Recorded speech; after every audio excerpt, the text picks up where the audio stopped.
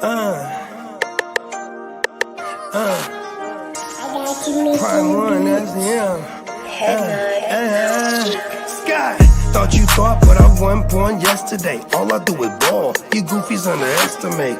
Heavyweight bag, step on your weight class. I done moved across states, blood I can't cap. Strap with it for my pivot, clocking digits. Rock hard and I ain't even in the kitchen. I'm on a mission to move soft, make a thing flip like a moonsault. Keep a switch for everybody through salt. Face froze, somebody check dude pulse. Is you stepping or stepped on? Wake the game up, make them regret I was slept on. Bogey's world, welcome to a new dawn. Till I move up, I can never move on. Big bread got me bougie past the great poop on. I'm getting over while you busy fighting over croutons. Yeah, bogeyism, a true boat, gon' get it. All this water got me tripping. Hella fish scale, but I ain't fishing. See I move with precision. When it comes to living, I'm the definition. If I stand for one thing, it's on business. Bogeyism, it just hit different. Yeah, it just hit different. You find my story is all non-fiction. I put my family for me and I gotta mention. I keep an air fan tone mob a henchman. For you squares, option for opposition. And you ops that get popped trying to stop my ascension. Talking generational, you got my attention. Underworld motivational, you feel the sensation. Try and see how I look, get booked, I'll take it. I was just a crook, all it took was some patience. Now my phone out the hook, I got hella deals waiting. You ain't really made it unless you got somebody hating. Bogey's world, welcome to a new dawn. Till I move up, I can never move on. Big bread got me bougie past the gray poop on. Getting over while you busy fighting over croutons. Yeah, bogeyism, a true boat, brother, gon' get it. All this water got me tripping. Hella fish scale, but I ain't fishing. See I move with precision. When it comes to living, I'm the definition. If I stand for one thing, it's on business. Bogeyism, it just hit different. Yeah.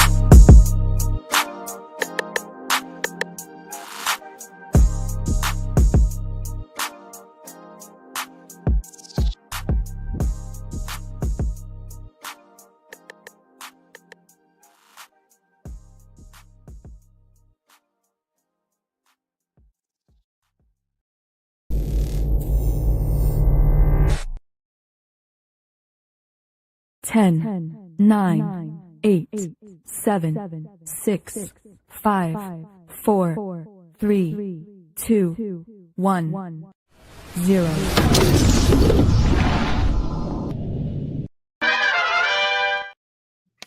Yeah. Yes, sir. Yes, sir. That shit is badass. Facts. We got the homies back, man. Top of the morning, everybody. What's I up? love it. Lee's already glitching out early. Let's go. Come on now. Yeah, I mean. Hey, he's in mid-season form because we get to see them lightning bolts on Thursday, man. Motherfucker, I'm gonna be lit, motherfucker. Talk about it, Lee. Oh man, I'm just looking up for, and I'll take that lightning bolt, ram it up, kid his motherfucking ass, you motherfucker. Oh,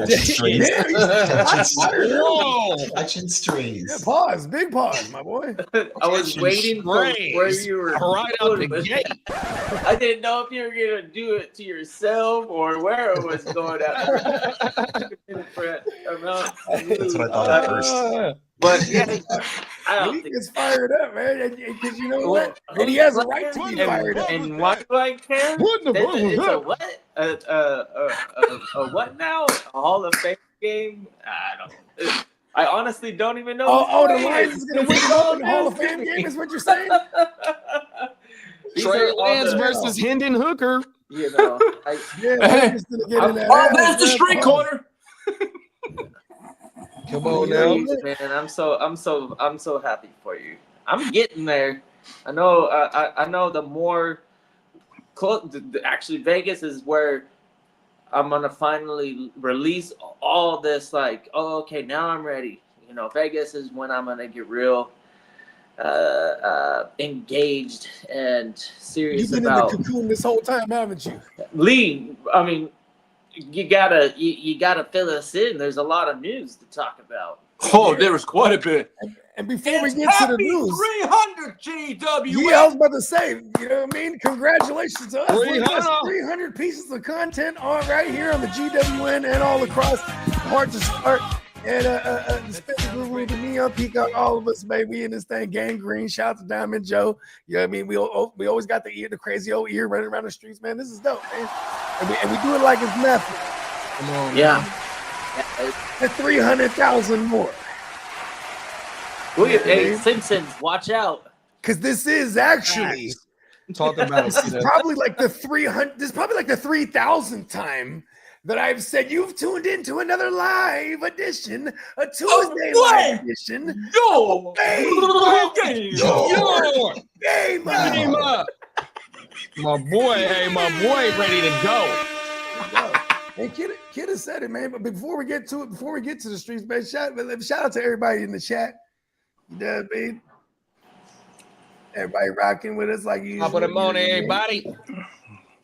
We in this thing. We got some new pictures up there, at least to me. All right.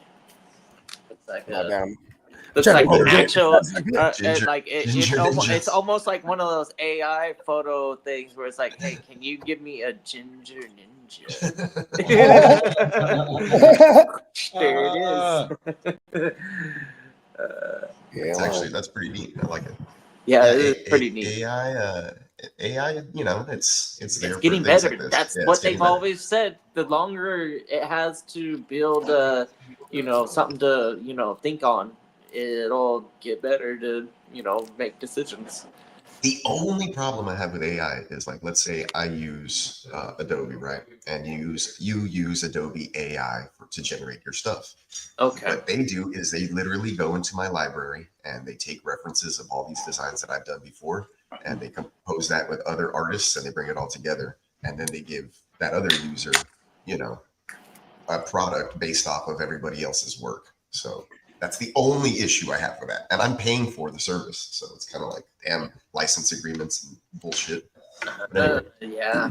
Yeah. Well, Yeah, they trying to put an end to that. I got a story about that where it's this author, a New York Times best-selling author. He was in front of a congressional meeting talking about the intellectual properties and how they're taking his stuff as reference to update the AI shit. Because AI isn't good enough to create stuff on its own. It needs frames of reference. So like all these AI music generating woo-wops these days, like they're smart because they went and got the Timbalands of the world and all these guys to co-sign this shit.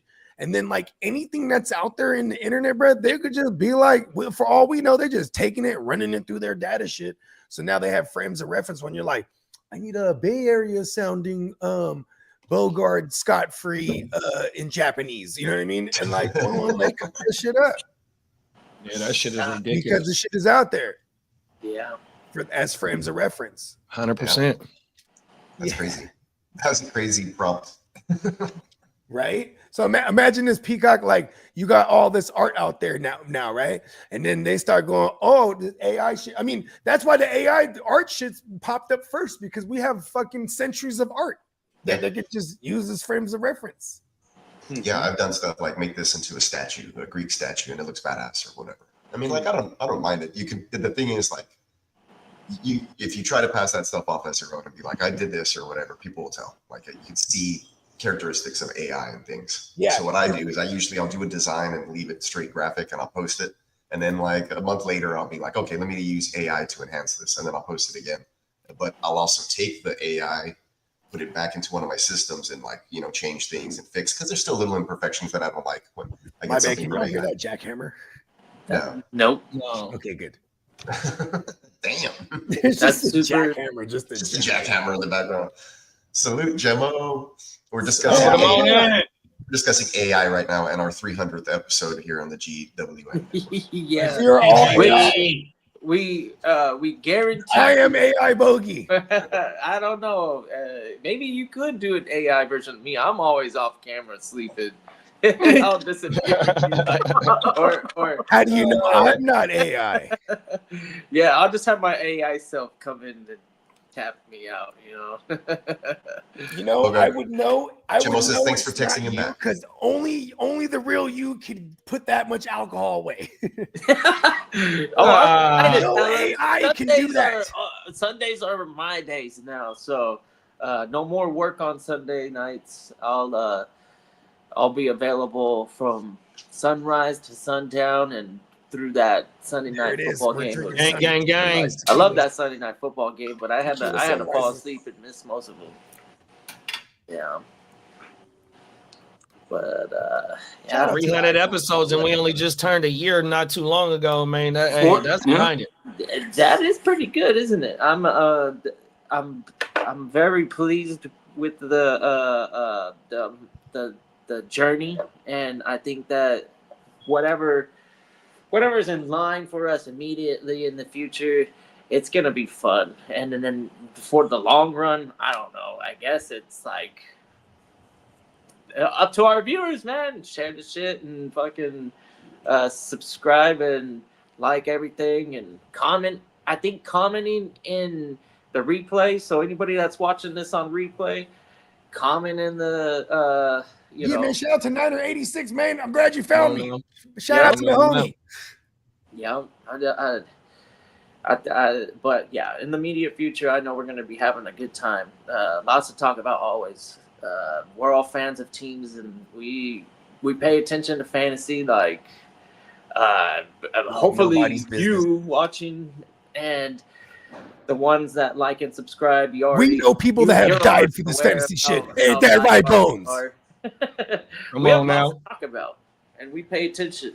Bones died for this shit for us to prosper. Yeah. Bones is the Jesus of fantasy. You was a fool, bro. He died for our fantasy sins. Shout out to Right, Bones. Appreciate everybody in the chat. Lee, 100%. Shout You out guys to are everybody in eligible the for chat, syndication. man. That is right, man. And we did it in a little over 13 months. 13 and a half months. Talk about it, Lee. When I made, we all were on board, and then I made the channel, and then I kept lagging us from the start time. You know, like Well, we got kinda guys kind of like like a Nicolas JD Cage and and Gone in Peacock 60 to help Seconds, us where out. they're like, let's go, and he's like, hold on. and Now about let's to go. spin. If You know you what I mean? look Like, at like just we're like a, right when it felt right, we went. we're like a train. We're an engine. We keep on ticking and we keep on going. Talk about it, Lee. Yeah, it's Lee's not one of just them old this school show. engines that We got runs on the the two-stroke. You know what the I mean? English pedal. Lee Shout out engine to the runs on coal. You gotta rev Lee up. Pause. Hey, Lee, I ain't too far behind you, Paul. You know what I mean? Oh, everything. So I'm Let's gonna go, mix Lee. the gas and coal. Lee's the new improved green-powered Lee. You know what I mean? Yeah, sugar free. Facts. Sugar-free green-powered. You know what I mean? Sugar free Lee. It's all natural now. Pause. Yeah, man, shout out to everybody in the chat for real. Shout out to everybody in the I'm chat, gonna man. want it, 100%. We in this thing. And then yesterday, my bad, y'all. I totally forgot to mention World War 32 on Thursday as well. Yeah, I totally forgot about that shit. it. When I got mentioned the it reminder better. just not too long ago, it said, "Oh, your league is drafting in 2 days." I said, "Man, I forgot to talk about that shit yesterday, I got dog." the first pick. That's why we're here. I'm on the clock. I've been on the clock. OTC. You know what I mean? I'm running. Hey, you know who got the number one pick? JD Cuzzo. That be over here blowing with us and shit. Oh, is that right? Yeah, because he like last minute, he's like, you still doing that 32? Because I shot him the invite like initially. And I was like, yeah, hell yeah. I was like, we need like 3 more people. He's like, okay, yeah, I'm gonna join it. I said, okay, cool. And then like, you know, he works during the day. He's like a mailman or something like that, or a postman. But then so like, you know, he was like, oh, how'd the race go? I was like, I couldn't remember I've never been in the sleeper league with him, so I don't know his handle. And then like it was like later on, I was like, oh, what's your handle? When we were just chilling here blowing, I was like, oh shit, bro, you got the first pick overall. In the 32, that was me. Kid got the first pick. Oh, you got the first pick overall. Yeah. Yeah, so here, let me go Oh, back I fucked it up. My bad. and check this out. The 1-2 is Elk. And that I think that's him. Yeah. Yeah, okay, so he has the 2 overall. Oh, nice. Elk Ah, or you got the something. 1. Oh, you did say you're on the clock. Look at kid, okay. I'm So over what here you gonna do fucking here? up. I don't know. All right, It's before we crazy. continue the show, we're gonna get it out of him. What you gonna do? You're on the clock. Okay, well, here's the 3 decisions that I have. And I'm okay with sharing these because they're probably safe to say this is a 32-man league. Everybody knows these. Can I guess? Right? Is this inappropriate? Do No, I no, have it's not. permission? You own the number 1 pick. Yeah, why Yeah, not? but I don't want to talk about shit and fuck it Okay, up. don't do it. I just want Like- to see how far I can push you.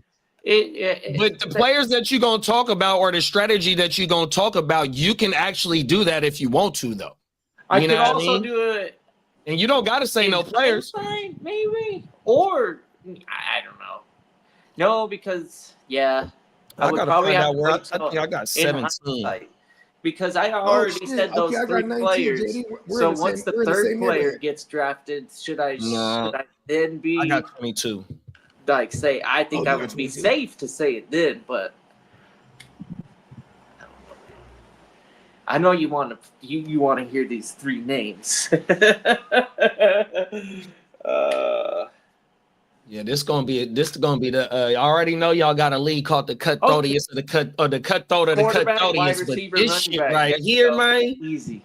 Oh I'm my already thinking about it. There's not one there's not one position that I have a contemplation one player or the other in the same position. For me, I'm contemplating a quarterback, a wide receiver, or a running back. Even at the 101, I would in a 32-man league, I would probably say going after a running back isn't the most awful idea.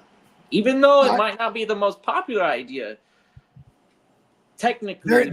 I think there's going to be a mindset of people that view the running back position as the most scarce at skill when you're in a 32. Especially the top end, because the bottom end, there's a few that you know that like, oh, okay, as long as they're healthy. I'm going to have the shittiest running back ever. I swear to God. I hope everyone goes running back in QB. Yes, please. yeah, and we did a mock 32, and it was interesting because I felt like quarterbacks were undervalued in that first round, but for me that would work great for the running the hero RB strategy in a 32-man league out of the 101. What's up, Crooked? Facts. Big Crook in the building. Chicago Clubhouse, man. You know what, though? In a way. Let's take him to the streets. Let's do it. You ready, Lee? Yeah, I'm always ready.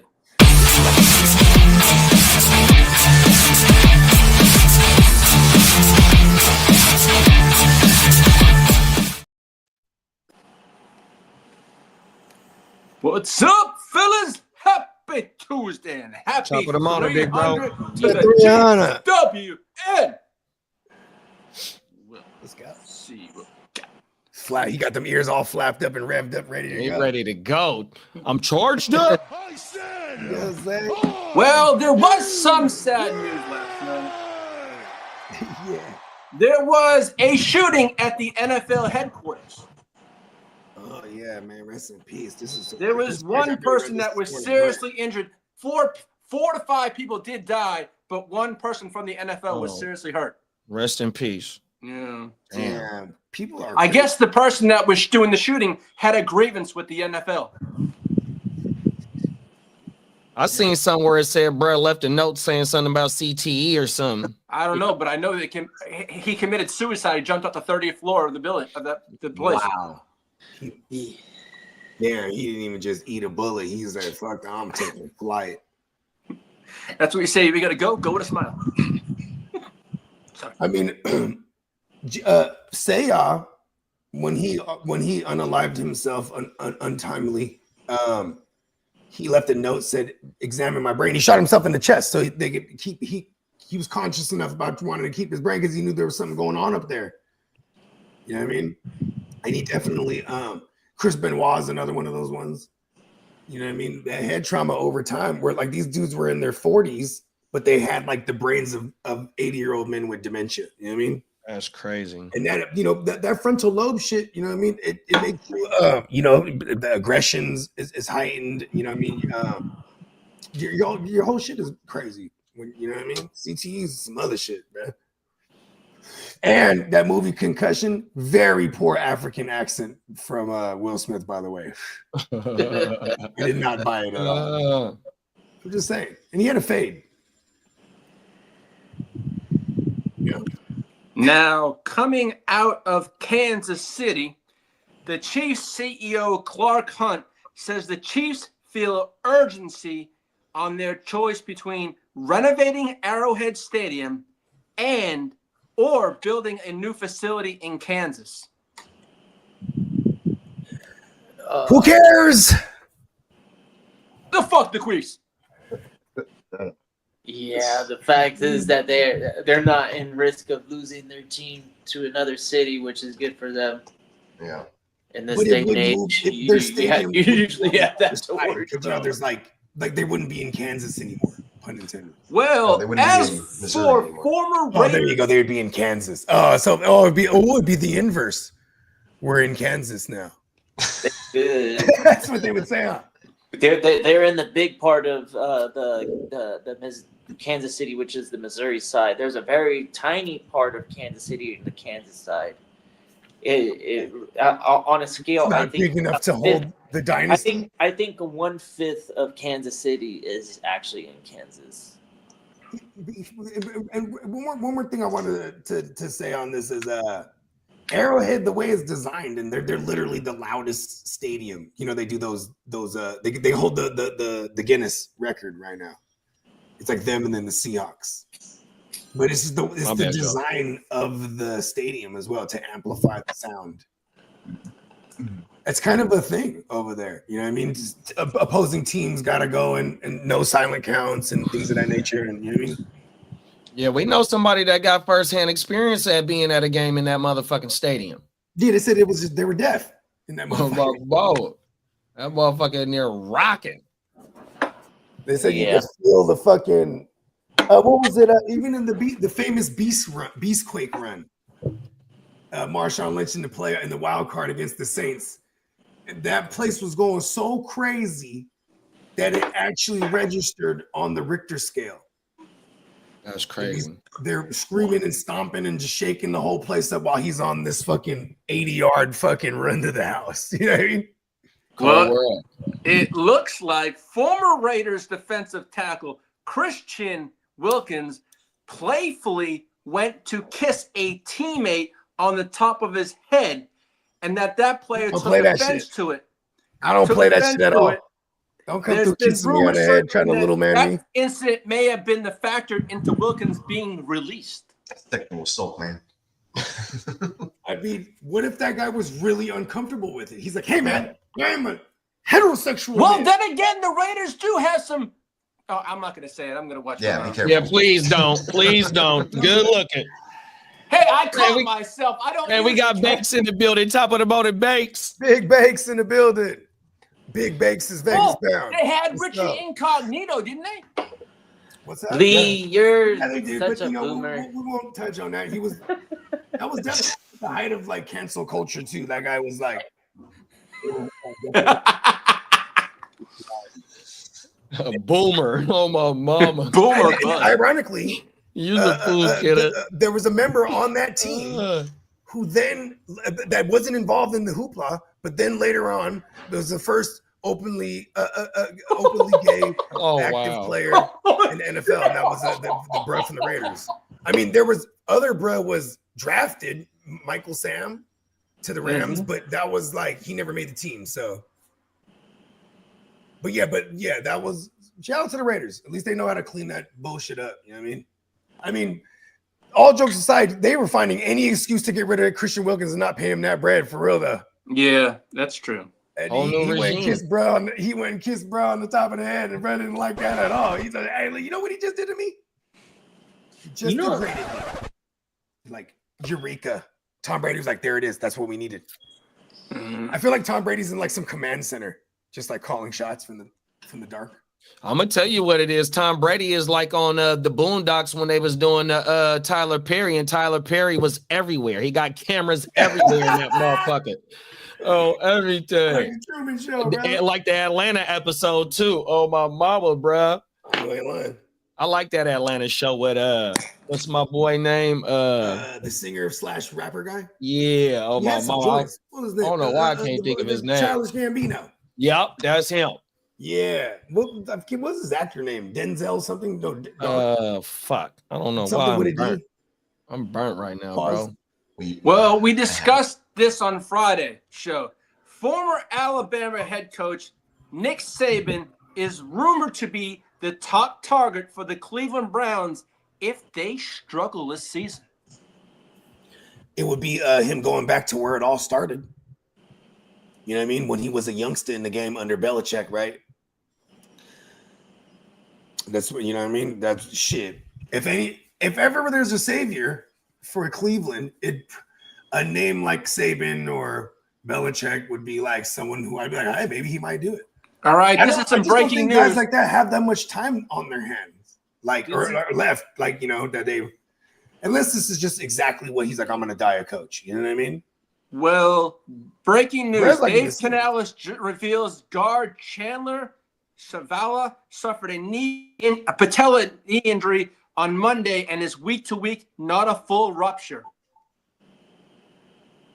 Not a full rupture, so it's like a half rupture. Damn. Well, they're saying it's a patella injury, but week to week. I know. I always pay attention to the way that the verbiage is worded, and whenever they talk injuries, because they try to get slick with it. You feel me? Bake said that's not what happened. The rumors are way worse, to the point it would never be said publicly to avoid defamation lawsuits from podcasters. And going back to what I said, shout out to the Raiders. They cleaned that bullshit up real quick. Good for them. And Emil says Saban going to Dallas. Let's be real. And it looked like we got a first timer around here asking a fantasy question. Go ahead and read it. Man, Want to read it? Yeah, go ahead and read it, big bro. In a 5-keeper league,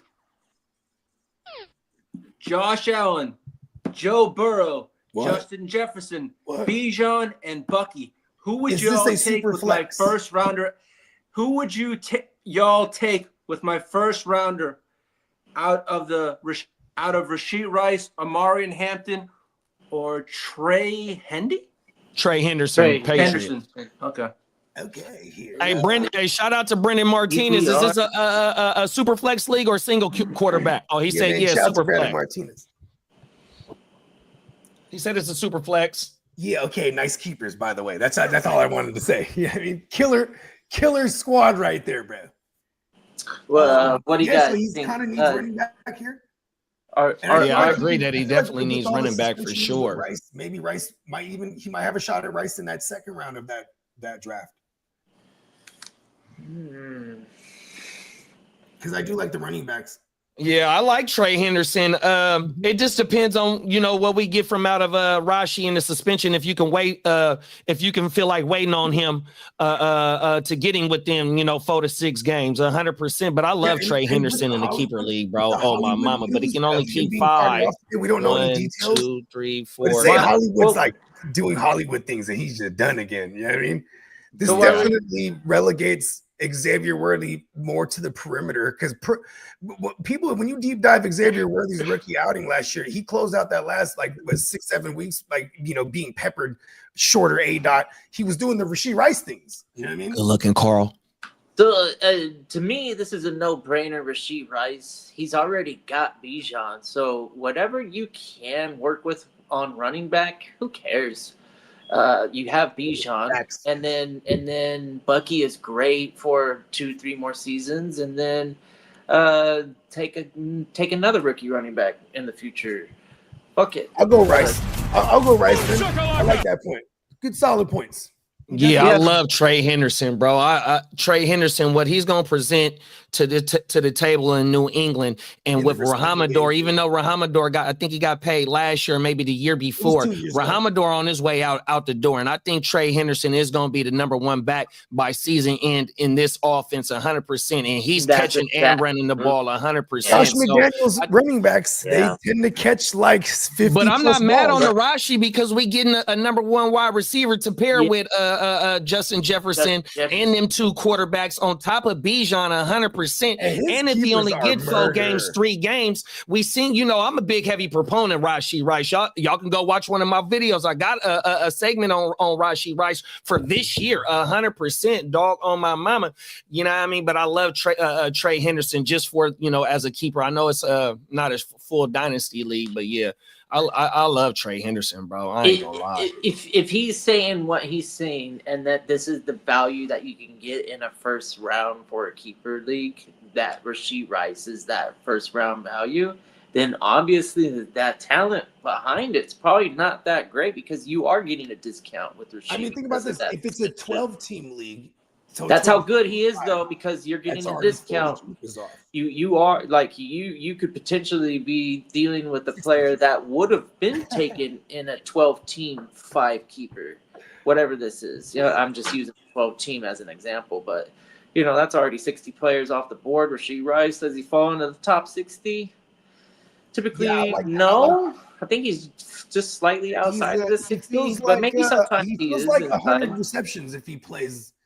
Oh, yeah, full season. This guy is definitely money. About 80 receptions, he plays 10 games. Well, I have faith in Mahomes improving, bouncing back, so to say, in a fantasy. That offensive line, where he still ended up being quarterback 8 or something. Yeah, the A-dot for the receivers, the yards after the catch for Kelsey was down, the A-dot was down. And it showed because of the offensive line play or the left tackle play. What I mean? They had to put Tooney at left tackle at the end of the season. So that's one of the reasons why he was getting rid of it. And then you got to remember, right? So all it was is Rashee for the first 3 games. So Rashee, Kelsey, and Worthy got to play the first 3 games, right? Then after that, fucking Hollywood didn't come back until week 16. So then you had them other 3 play 3 games for 2 regular season games and then going into the playoffs. Yeah, annoying Justin Worthy, even though Worthy had 100 targets and 60-some receptions, he only had 600 yards. 100%. He was getting peppered in certain games. And then motherfucking Kelsey had 133 targets, 97 receptions, only 800 yards, 300 yak, and only 3 TDs, bro. It's like he's on a decline as well. They need Rashee 100%, bro. Yeah. Best player on that team at the moment for skill. I'll go Rashee, then Henderson, Rashee, and then more valuable than Kelsey. Actually, what I'm gonna do here is I'm gonna go Rashee, then Hampton, then Henderson in that order. And he said he's gonna be in a good offense too. And he said he could go get right. He said he thinking about getting Rice, and some of them running backs might fall to him in the 2nd round.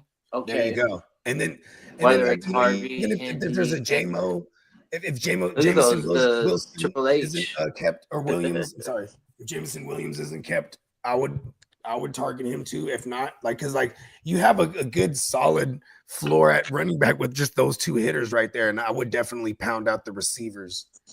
They just have value, especially. Either way, I got my pause shirt. I didn't choose to wear it today, but I have been. Last order came in. Yeah, my last order was.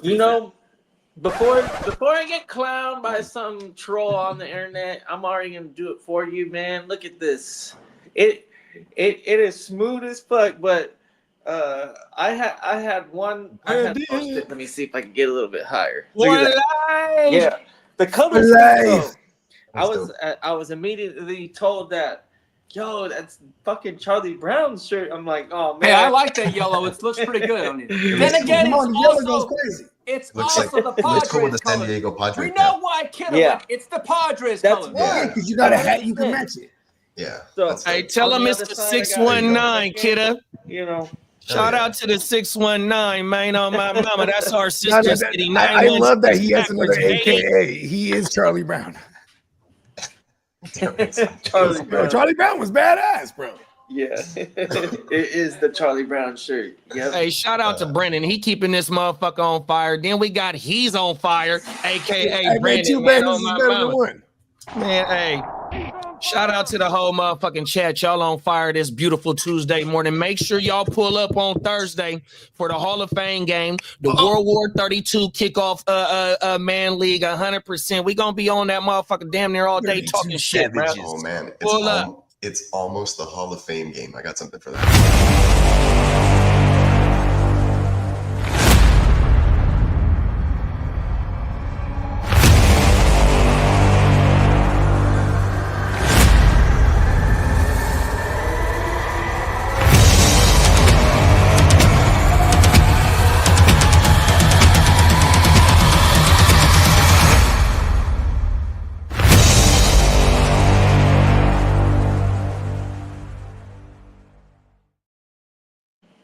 God, it's Itching. on Football's almost back. Thursday night. I'm Yeah, getting Make sure it's you show Bo's the favorite time. love. Witching hour. Come on. Oh, football's almost here. What else We're you in got the for us building. here? What else do we got? Let's fucking go. There's news Bones about was excited about that last draft. Ain't that right, Bones? Come on now, we here. Well, we have some contract updates here.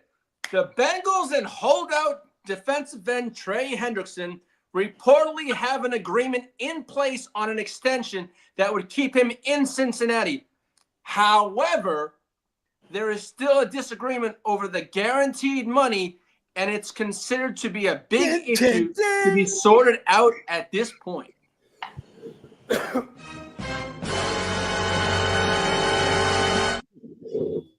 Yes. Pain.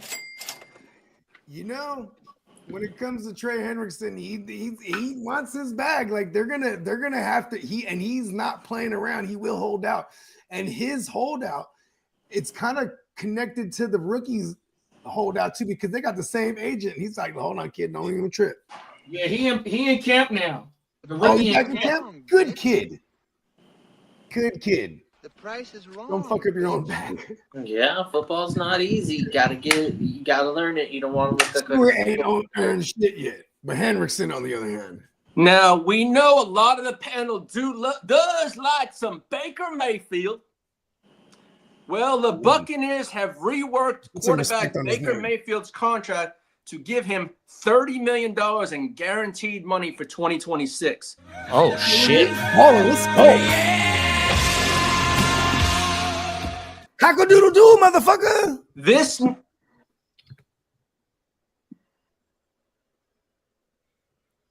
This now gives him guaranteed money on the books while they work towards a longer extension for Baker. and hopefully he'll earn his market value. Not like recently. I feel like he's been on that redemption path where he's like, hey, I still gotta prove to everybody that I'm a real They're like, here's 30 quality guaranteed. Go get you 60. quarterback. Kid. Go get you 60. Win a Super Bowl, kid. For me, he's convinced me for the last probably 3 years. I've been convinced. And then for a lot of He's still people, young as I don't hell. even know if it's convincing that he's in the quarterback one range still. I still think that there's people out there that doubt Baker and his true value and Talk about it, big bro. undervalue Baker. Largely, we have him. They probably aren't outside warning the people. top 10. He's them up. for 5, 6 right now Those on, people wake up on the my wrong side of the rankings. Bro, 4,800 total yards and 44 TDs last year, How dog, many and like rushing? How many 16 rushing? picks. Look at his rushing. Bro had Rushing's almost not like- too bad. he had like You know, he's 400 not a love Baker. coward.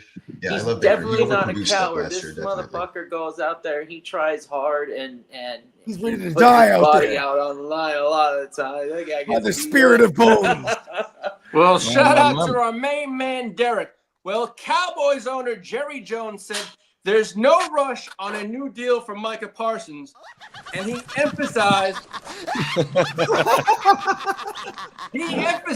Parsons on will time. be paid his worth. He said Micah Parsons will be paid his worth. Yeah, everybody is gonna. That's just how the Player Association and the NFL work together. They talk about it. They say, hey, NFL is important, but what makes NFL is the quality of players that are out there. If they're not out there because we can't make a contract, that's not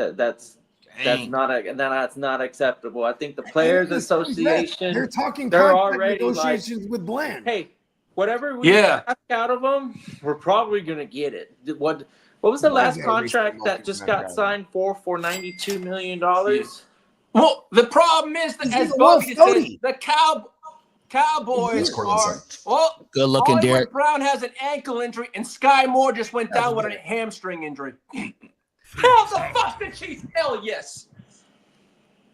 There is Fatality. I wonder if teams intentionally.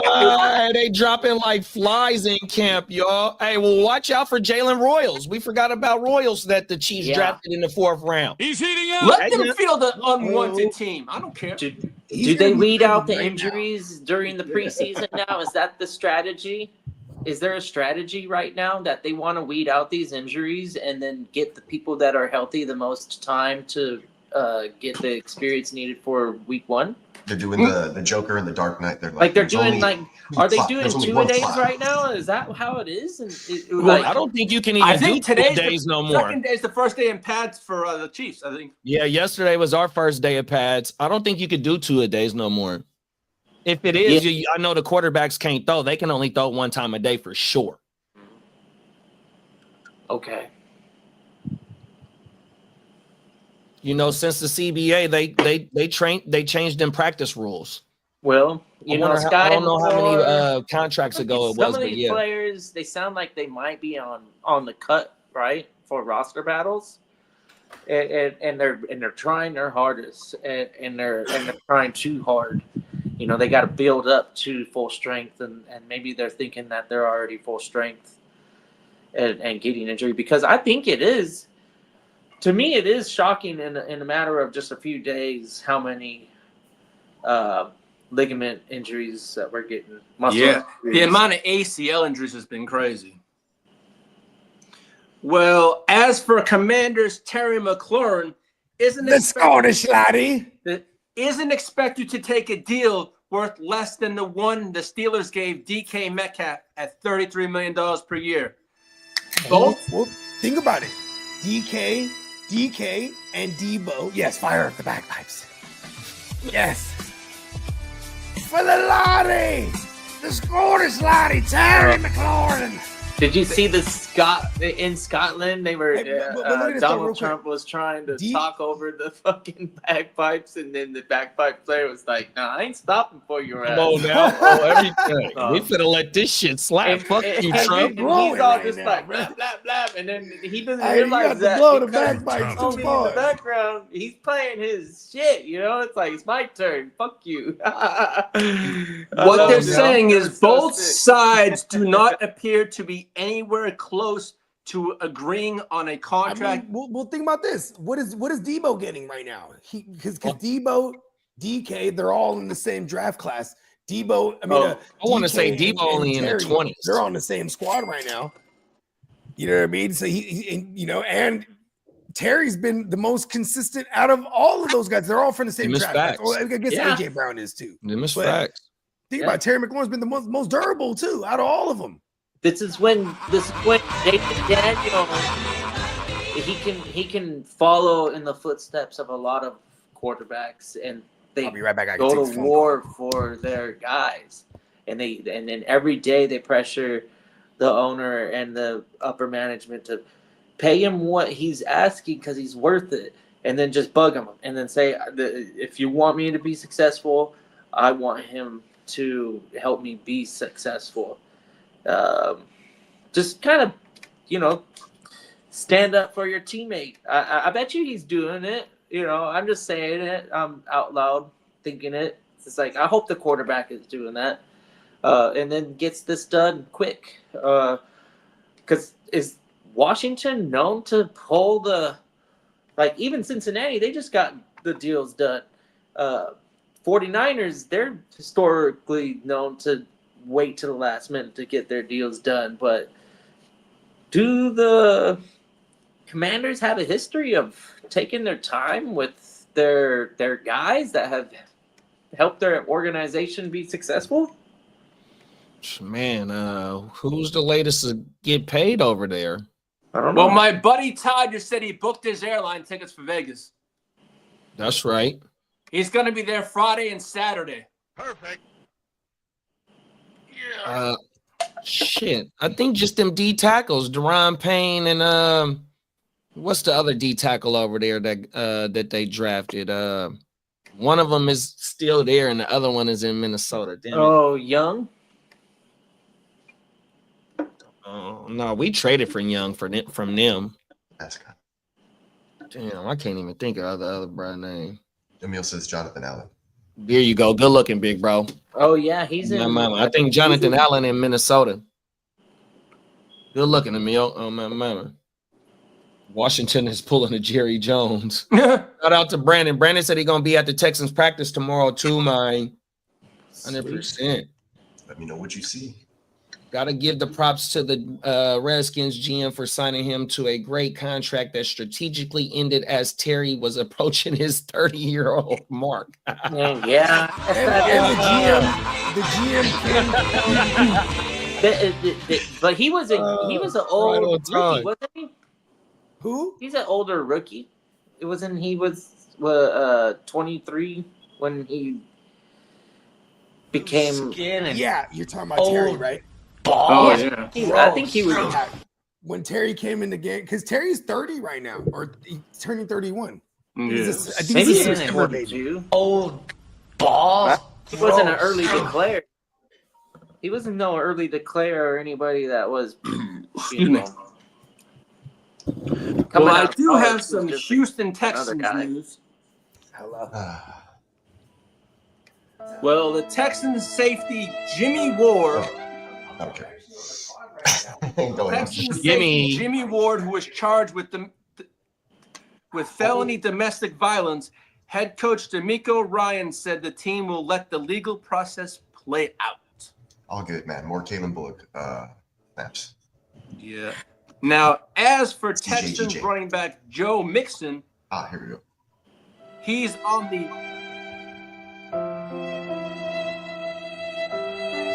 Go ahead. He's on the non-football injury list, is expected to be out an extended period of time. They said between 6 to 8 weeks, I believe. Does this have any correlation with them approaching Chubb and getting him really fast? I was gonna Look, if they knew about this injury longer ago, they probably would have gotten J.K. Dobbins, not Chubb. That's my guy. And then, if you Oh, my look bad. at, That was if on you me. look at Mixon over his history, like the last I don't know how many years, he hasn't played in any preseason games. The thing is, he is missing camp, so that's kind of crazy. But And when you estimate the 6 to 8 weeks, that means that he's going to miss some regular. yeah, that's the season first time I time. hear 6 to 8 weeks. I thought they just said That's they'll my first reevaluate. time, too. No, bro.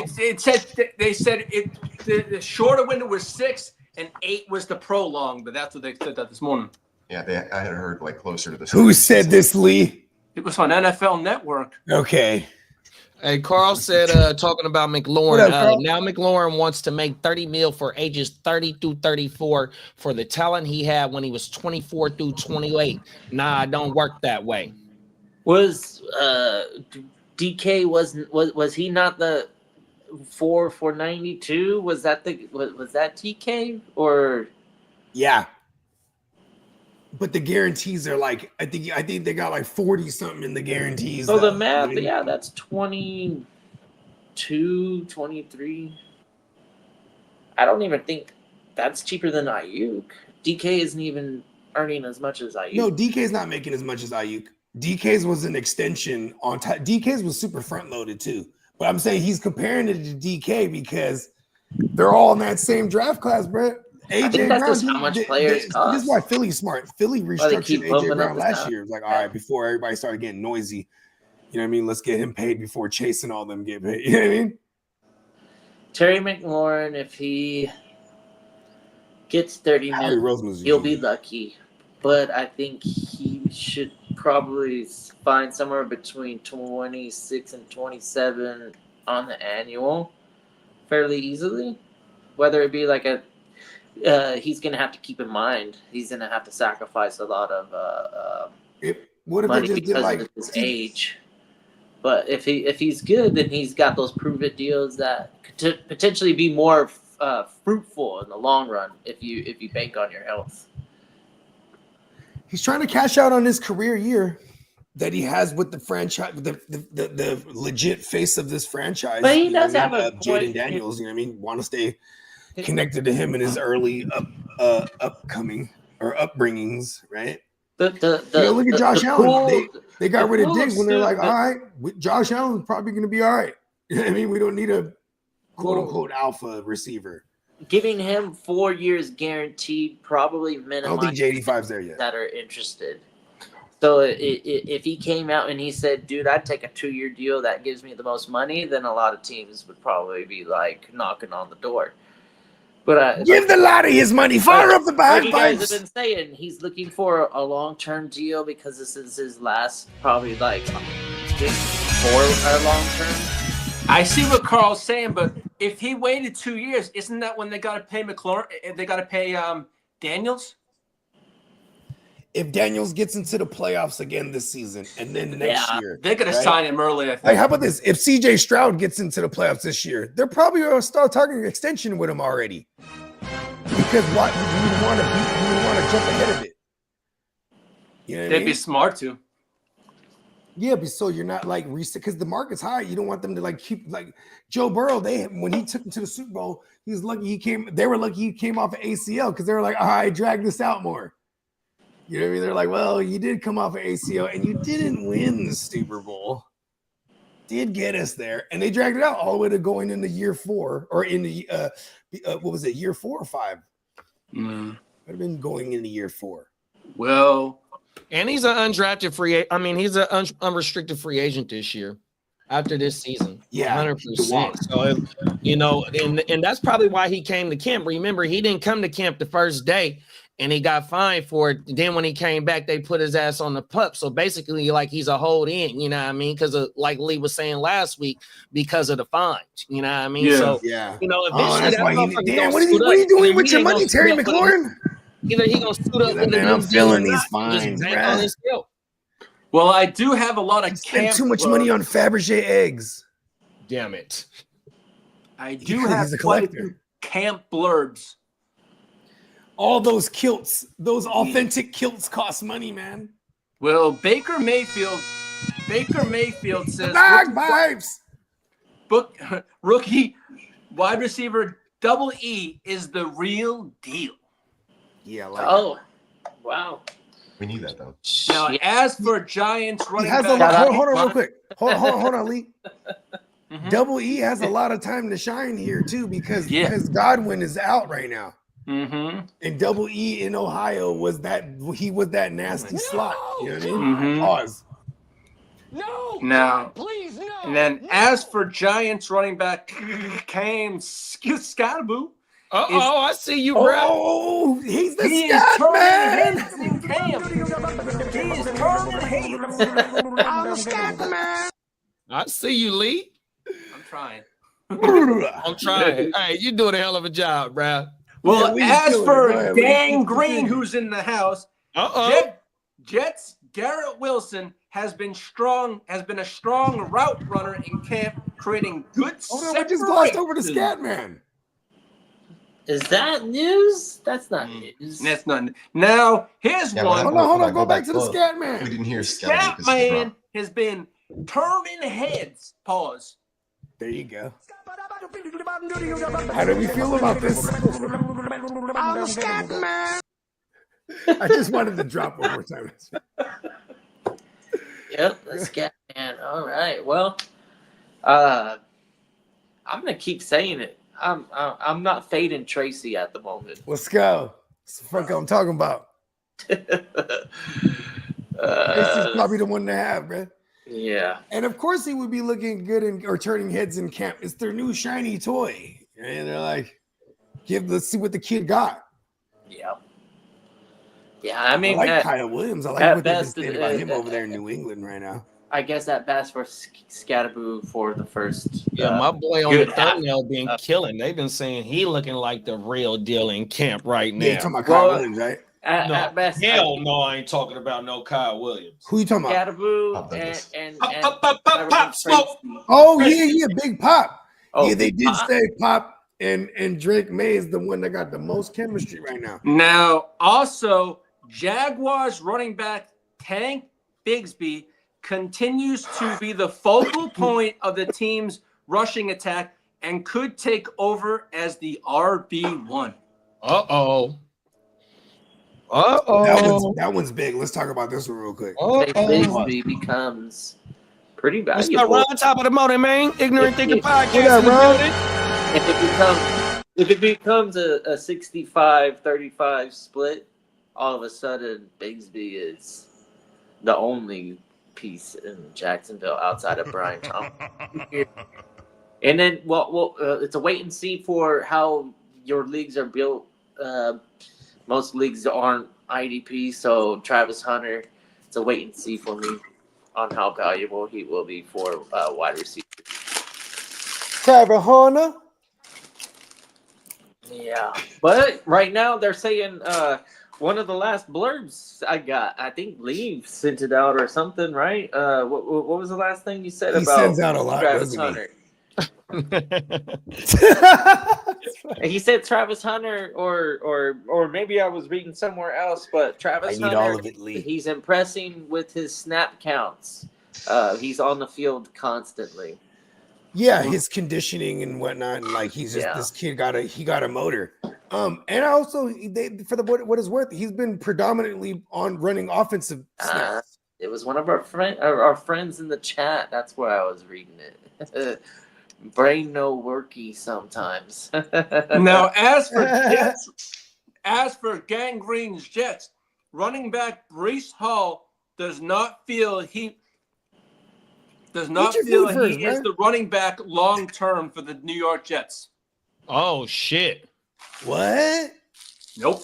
He said Breece Hall came out and says he does not feel he is the running back long term for the New York Jets. Trade for Breece Hall? Man, On the pretty low? vocal to, in my opinion, to start a preseason and I'm so glad you found that shit, your first interview, they're like asking you some hard questions, I guess. Granted, like those are some tough questions, but to be so straightforward and be like, "Oh yeah, bro, I'm not in here for the long run. I know that." You're like, "Oh, what? What do you mean?" Okay. He might be on his way out the door. Luckily there's a lot of running backs that can play schemes, so that's all it is. Oh, there it is. He goes to Washington next year. Bomb. Well, as for Vikings wide receiver Justin Jefferson, he sustained a mild hamstring strain and will be reevaluated in 10 days. Good. It's the mild sauce.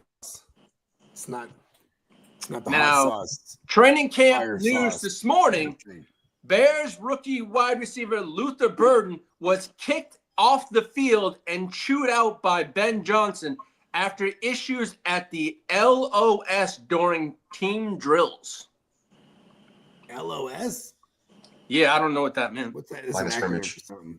Well, Line of yeah, line of scrimmage, yeah. Now, as for Line of Chiefs, scrimmage. He's gonna fucking get the fuck off my field. now as for Chiefs Get off wide my field, receiver Luther. Hollywood Brown, he was sent back to the facility in the front seat of a car this morning with athletic trainers. He sustained a lower leg injury, and they'll be expecting an update from Andy Reid after practice. They said it was an ankle injury. Hollywood. Now, as for Patriots, Demario Pop Douglas and Drake May have made a strong connection in camp and Douglas has been the star of the camp so far. Let's get it. That's a Guccini Yeah. special right there. You I've been damn on that right. also. Pop Smoke. Yeah, and as I've been for on the record. Cardinals, Marvin Harrison Jr. has been very impressive and they're expecting a big sophomore year incoming. Has begun. It has begun. Talk about it. And as for now, AR Anthony Richardson is back practicing. Oh shit, I didn't know that. Yes. Yeah, They're he's saying been terrible. both Anthony Richardson and Michael Pittman have developed a good chemistry, whatever that means. 3 years later. Now, as for Peacock's Texans, wide receiver Tank Dell is making great progress in his recovery from his surgeries, they said. Shout out to Tank, man. And as for You the rang the Browns, Undertaker Cleveland billboard. Browns are expected to release one of the quarterbacks on their roster. Their current rosters are Joe Flacco, Kenny Pickett, Shador What? Sanders, and What? Dylan Gabriel. What?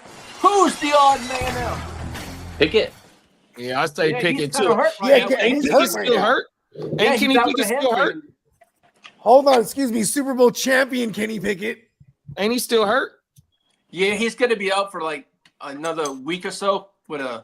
I thought he got put on the woo wop. Well, he's on the pup for now, I believe. Yeah, he got put on the pup, right? Pup. Okay, I saw that. Okay. Now, we do have quite a few signings that have taken place. I'm not gonna start off with my Chargers, but I will start No, off. go ahead. with- Just get them out of the way. I'll start off Oh, here we got in a question? Denver. They No, signed no wide question. receiver Cortland Sutton to a 4-year, $92 million extension. Impressive. Oh, Slater got his bag? Now, as for the Chargers, they signed Rashawn Slater to Oh, a okay, my 4-year, bad. He $114 goes with them second. million deal. That's The a good- Colts he signed deserves it. Good for left him. tackle Bernard Raymond to a 4-year, $100 million extension.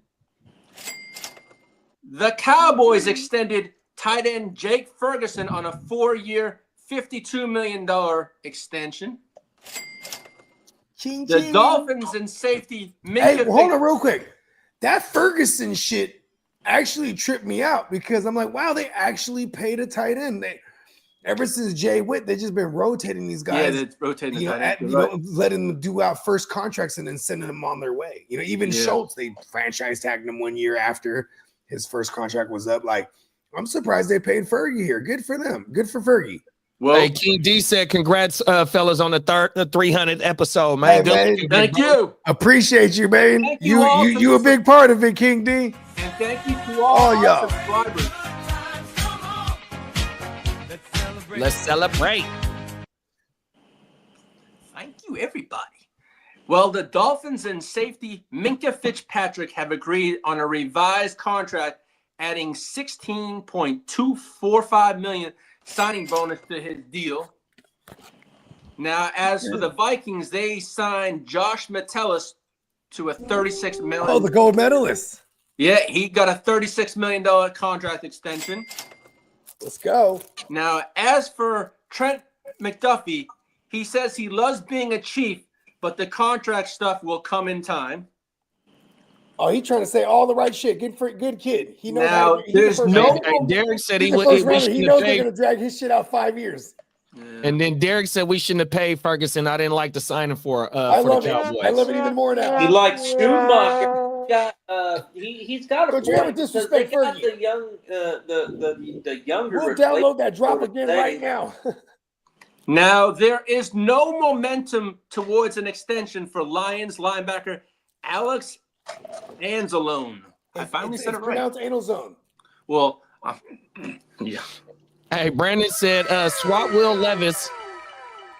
He said swap Will Levis for Kenny Pickett, and we'll see if anyone notices. That's right. Yep. Now, as for some more injuries, Darnell Mooney will miss a few weeks with a shoulder injury. Oh, the So Moon Man. Now, as for Trevon Oh, Looney Diggs, Tunes. Trevon Diggs expects to return to the field by September. Hold on, this is Baby Diggs, Diggs' little brother. Yeah. Yeah. Yo, what's up with this kid? He's just been hurt ever since he got hurt. Ever since he tore the ACL, he's just never been right, huh? Now, as for Cardinals cornerback Starling Thomas, the fifth, he tore his ACL on Friday, so he's out for the season. I don't even know who that is, bro. Or I didn't even know there's 5 of them. As for He's the fifth. Broncos linebacker Drew Sanders suffered a Broncos linebacker Drew Sanders suffered a foot injury, will miss an extended period of time. Oh, this one that's like back-to-back seasons. I love Drew Sanders, bro. Like the idea of him. And he flashed last year when he finally got on the field because he tore his shit his rookie year. Like, you didn't see, I think it was like in preseason, he tore his ACL. Or Giants wide receiver Bryce Ford Wheaton suffers a torn Achilles. Oh, no. Now, Cowboys guard Robert Jones broke a bone in his neck. Oh, shit. Damn. You know what that is? That's a broken neck. Now, Cowboys left tackle Tyler Guyton is expected to miss 4 to 6 weeks with a bone fracture. Hold on. He was hella good on that line last year. Mm-hmm. Oh, at least he's not. He's not dead though. It's not season ending. No, he's 4 to 6 weeks. Yeah, but that's a fractured neck. No, that's the other dude got a fractured neck. Jones the other dude got the broken neck. Yeah, the guard. He's the guard. Now, as for Seahawks, they fear Seahawks running back Kenny McIntosh. He suffered a torn ACL. He's a special teams guy. We're all right. Cardinals, Buccaneers rookie linebacker David Walker will miss the season. That one sucks. That one sucks a lot because like he was gonna be one of their edges. He was gonna be on the opposite side of the bruh from the Eagles. What's his name? Hassan Reddick, yeah. Yeah, and they said Hassan Reddick out there flashing right now. Yeah, he is. Well, the Titans wide receiver Treylon Burks, he suffered a fractured collarbone, but later in the day was released. Damn, just like that? Yep. Oh, world. Now, as for Kenny we ain't even Pickett, gonna hold you to get your medicals right. now as for Kenny Pickett, he suffered a hamstring injury and he was put on the pup list. Now, as for the pup list, your 49ers Ricky Pearsall has been activated off the pup. That's right. Yeah, he y'all thought a hamstring could stop him? A bullet couldn't even stop him. Hey, Ricky been out there shining in camp, but he did get locked up by the rookie Upton Stout in camp yesterday on my mama. And that's all the news I have make today, each other folks. better. That is coming out. Yeah, shoot him up. Reload that thing one more time. Thank you. Oh, you gotta get ha!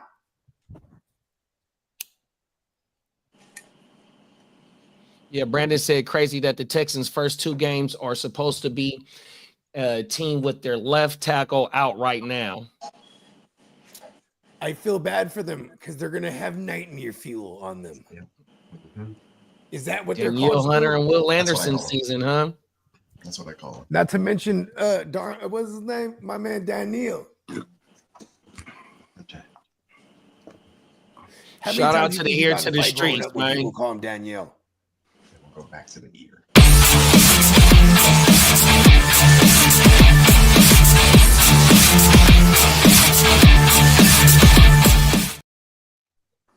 Yes, sir.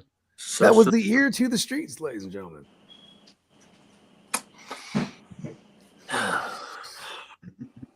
Where the hell did it? 300. Come on now. Yeah, you know, it's all about people in chat. You have to make some noise. You know what I mean? Have a round of applause for yourselves. Could have done it without y'all. And we thank each and every one of you. Impressive. Man, this is pretty wild. Like those injuries scare me, even though they've been like because they've been trenches injuries to some of these ACLs. I know. Remember last year? Last year was like every week it was like a star was going down. It was like, it's like someone really mad at fantasy last year that was just like, fuck it, they're all dying. One of my takes from the news, bruh, is the camps. I mean the Colts quarterback shit. I didn't know Anthony Richardson was on the field. Yeah, he returned 2 days ago. That shit was- crazy, bro. Yeah, he was there at the beginning of the camp, I think, or beginning of training camp, and then he was throwing picks and shit too, I think. And then so was Danny Dumbass though, but Danny Dumbass was like looking better. There was a beat reporter thing I had read that the players look more enthused with Danny Dumbass. That's not a good blurb for Yeah. Air The Five. blurb that came out yesterday was that Richardson had himself his best throwing. I believe throwing was the word used. Okay. It wasn't even passing, it was throwing the ball. I was like, okay. Well, it's just noise. You want your first round pick to be successful in the long run, but I still think it's white noise. Whatever you're hearing from Richardson, it should be a wait and see. Until you see it, it's a prove me wrong, show me something. He knows how to throw a game, huh? Give me the crickets, Peacock. Huh? The value has to be so ridiculous. Throws a game, huh? Look at Richardson is gonna go undrafted for sure. That's how that's where his stock is. 100%. Don't nobody want that boy on their team. Yeah, I don't even know why we're talking about this. I should say he's not newsworthy. It was surprised to hear that he backed though, and then it's not like they team is just trash or anything. Well, like remember that. the Division is kind of open, but the Texans right now they're. Well, Irsay's daughter did come out and say she didn't give him a vote of confidence, to be honest with you, a couple weeks ago. She said they're gonna give him a shot, but they don't think he's gonna mount to a NFL quarterback starting one. Do you think she parties like her dad? Damn. I don't want to make jokes about it. Never mind. Yeah. I mean, it's year 3, right? Year 3. So This is like if there was a make or break year for the kid, right? At minimum, they're not picking up his 5th-year option going into 2026. He's really got to show them something here, and I'm always gonna say it's not just because Peacocks are bro, but I'm always gonna say it's the Texans' division to lose because they're just the best team in there, clearly. The Colts have been like a game or two out this last couple of years, but they also they drop games in division too. Like they might sneak up on people outside of the division, and then it's like, okay, how much trust do you even have Danny Dumbass to carry that team? If not, you know what I mean? I'm not really foxing with anybody over there in fantasy. Maybe Josh Downs because there's like an extreme. Oh yeah, and he goes super valuable. He's super valued too. Yeah, we play sleeper, and the value on him right now is pretty nice. I like Josh Downs.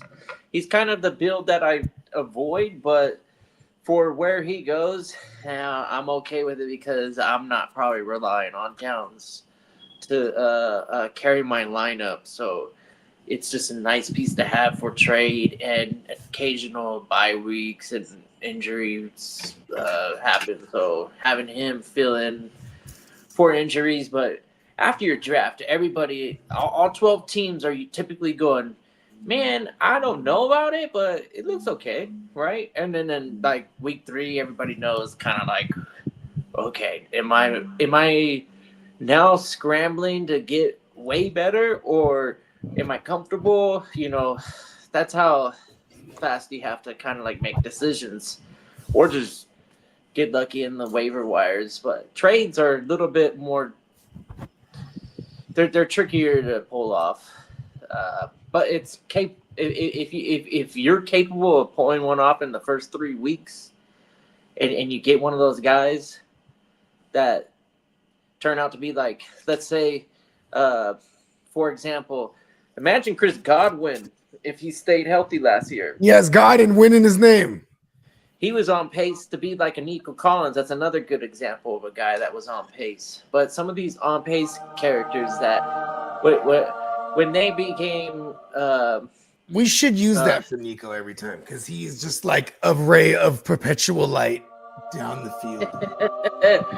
Well, sometimes when I see the fantasy Nico, the big freako, the fantasy points stack up, that's exactly the euphoric feeling of knowing that, hey, Nico Collins is a guy and I kind of got him at value, especially early on. He was winning you some weeks.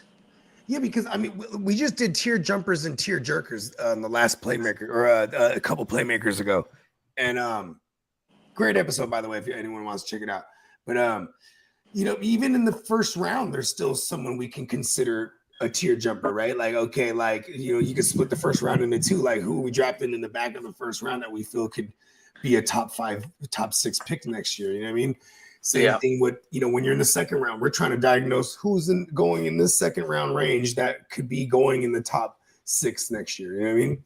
Like, you know, and then the further down you get, I mean, look at Chase Brown was one of our best tier jumpers last year. You know, Chuba last year, Jamison Williams. You know, these are all guys that are being drafted up way higher this year because they cheer jump like a motherfucker. So, and I love that the world has caught on to Nico. I wish the injury history was more baked into the ADP, but people are just they're not scared of it like they shouldn't be. You know what I mean? Well, here's the thing with Nico. I think we're kind of drafting him in the ceiling, but I still think he can be a tier jumper from where we're drafting him. It's just that we just need him to stay healthy to do that. You know what I mean? You're right there because it's a natural progression that you've seen out of Nico Collins. Because in the beginning of his career, he was very, very raw. They were like, okay, we like his build. We're not really sure on his athleticism, but he's going to get better if he works hard. And coincidentally, you know, they were right. They make a lot of good decisions on player development. And Nico Collins has been one of those proofs of, hey, you could take a player that's raw and turn him and develop him to become a really, really good wide receiver. So big-bodied receivers, are still valuable. I prefer somebody like Nico Collins over Xavier Worthy 100%, even though Xavier Worthy goes first round and Nico Collins goes in whatever round he went. It's night and day. Like, all right, Marshawn Lloyd suffered a groin injury. A groin injury? Yes, it's a groin injury for running back Marshawn Lloyd of the Green Bay. That's too bad, man. He held some value on my taxi squad, and all of a sudden it's gone. He's the backup or maybe third string. I don't know. But they drafted him to be the replacement for Josh Jacobs, I believe, and he hasn't been able to stay healthy.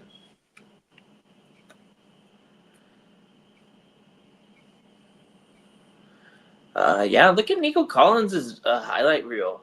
And CJ Stroud, for that matter. Takes 2 to make a play in the NFL. Those are some nice throws. CJ Stroud's going to provide a ton of value at quarterback this year for those teams waiting on mid-round or mid-range QB1s. You might be entertaining the idea to wait a little bit longer and then get CJ Stroud at like 9 or 8 or somewhere along the lines of 10 even for some ridiculous setups. But people are undervaluing CJ Stroud. I think the weapons are there, and I was high on him last year, and I don't really see why I wouldn't be high on him continuing forward. Yeah, I think he's in line to have a bounce back season. Him and possibly Jordan Love. I think that they're Higgins, the fact that they're not being drafted in the top 12. Noel, and and all the other pieces that they have, running backs especially. Like, what if Chubb becomes a thing? I think I've already said it this episode, but Joe Mixon is in line to maybe miss some time, maybe, and having Nick Chubb, are you kidding me? That's dynamic. Now you for the team, because it is a next man up now. And then if Chubb doesn't develop and turn into the third down back that we think he is, or the 3 down back. I said third down back. I meant 3 down back. I think Chubb is good first, second, third down. Great runner. Just hold on to the ball and he'll average you over 4. It's the fumbles. Hopefully he maintains possession and doesn't fumble. And he's going to be a quality replacement for Mixon if and when he misses time.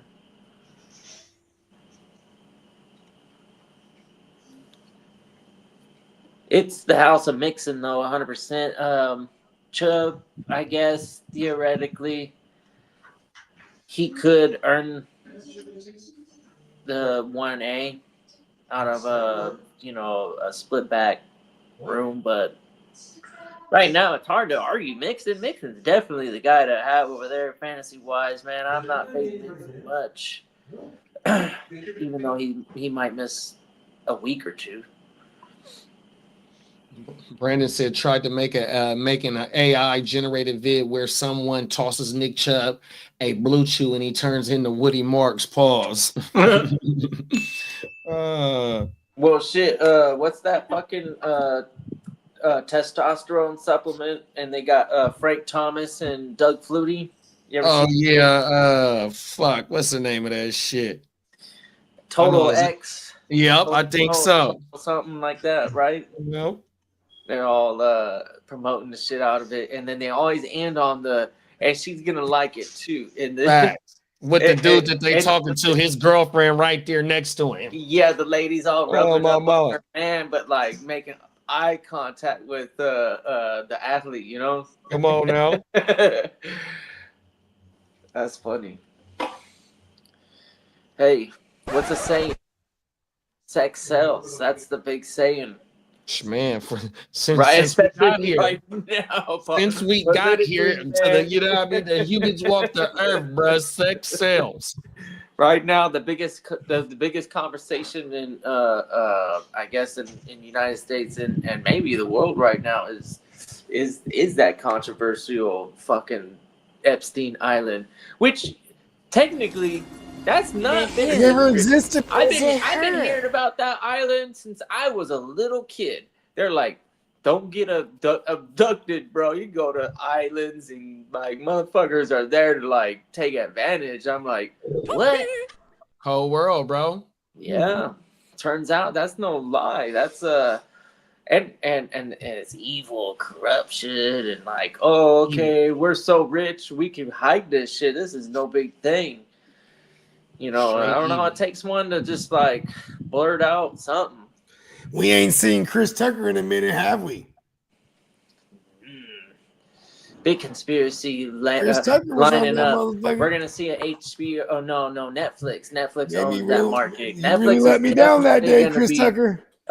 Releasing something as soon as all this stuff boils down to like nothing. They got cameras out somewhere documenting this thing for sure. Well, think about this. Now they just got satellites. You can just watch everything, and then you could 3D map things, and you know what I mean, with radar. You'd be like, oh yeah, well you could just fucking figure everything out. In my mind, yeah, that's how they get you. Yeah, all right. Well, I won't get too much into Leo. It. Uncle Leo wasn't playing. There's a lot out there if you're interested. Just good old search real quick. That's how they get you. Top of the morning, Johnny. Johnny. Hey, Johnny hitting yesterday. He's like, I'm in episode 3 of that Legend of Atlantis. Whoa. I'm like, yep. Because once they get into episode 3, it's like the Hitler fucking crazy shit, bro. Like Hitler was crazy. He was fucking with them aliens, B. Well, He had the technology, B. well, Yeah. And like in this documentary, they smooth. It's from a German dude, right? You know, Eric von Däniken. Shout out to him. You know what I mean? I want to say he coined the ancient alien term, but he also wrote the Book of Chariots of the Gods, and you know that whole show, Ancient Aliens, was his shit. And you know what I mean? Long story longer, Eric von Däniken, he's doing the documentary, and they say it like it's fact that Hitler didn't die, and Hitler's somewhere in the city of Agartha, which is essentially the Garden of Eden and all the shit. It's an underground city. And we're not talking about some bunker. We're talking about a whole underground world. You know what I mean? Some people related to the hollow earth theory, and some other people related to just like, you know, because you can go like 500 miles into the earth's crust and there's still a whole woo-wop in there, bro. Like, yeah, you know, if you have, you know, imagine this. If you have ancient sacred technologies and knowledge of things, right? Would it be nothing to just have like a whole little like dimension pockets type shit almost, you know what I mean? Because they say like, and you know, this is they, whoever they are. No offense to all the pronouns, just saying. They say time doesn't exist there. You know what I mean? So it's like Hitler's just been there. I love this. The stories get crazy, but like when it's very thorough and it's like super old too. This ain't no new shit. Like that's why like that documentary flips. That's when it loses credibility, because that's the best part about science, is that the more as the science as you learn, is every year advances. The better you can reasonably say, hey, this is why something happens. Hey, it's like remember rocket science, right? Yeah, I told you about Did Christian you know rocket Gonzalez science getting injured? hasn't changed very much since the very, very early times?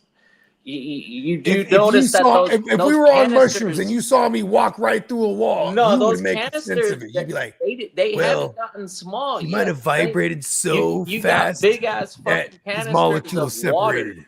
You know how rocket science works? They turn water into fuel.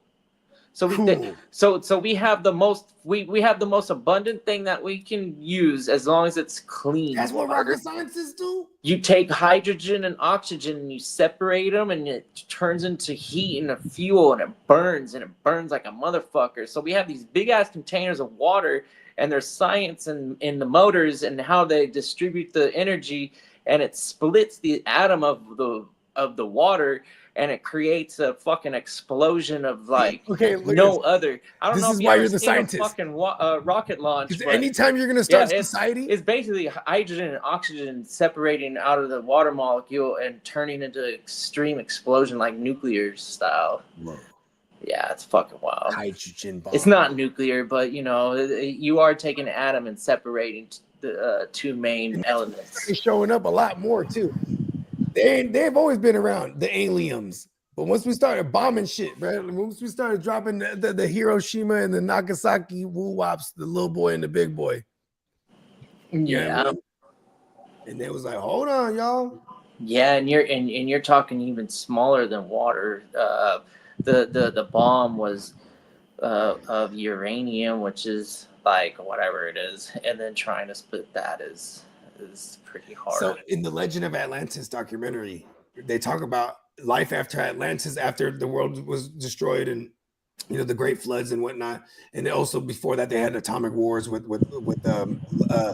I think it was called Mao. It was another like great civilization. Anyways, long story longer, they have these wars, and then the world's destroyed and then flooded, and then they got to restart it. So they always saying, motherfuckers, but you have a crew.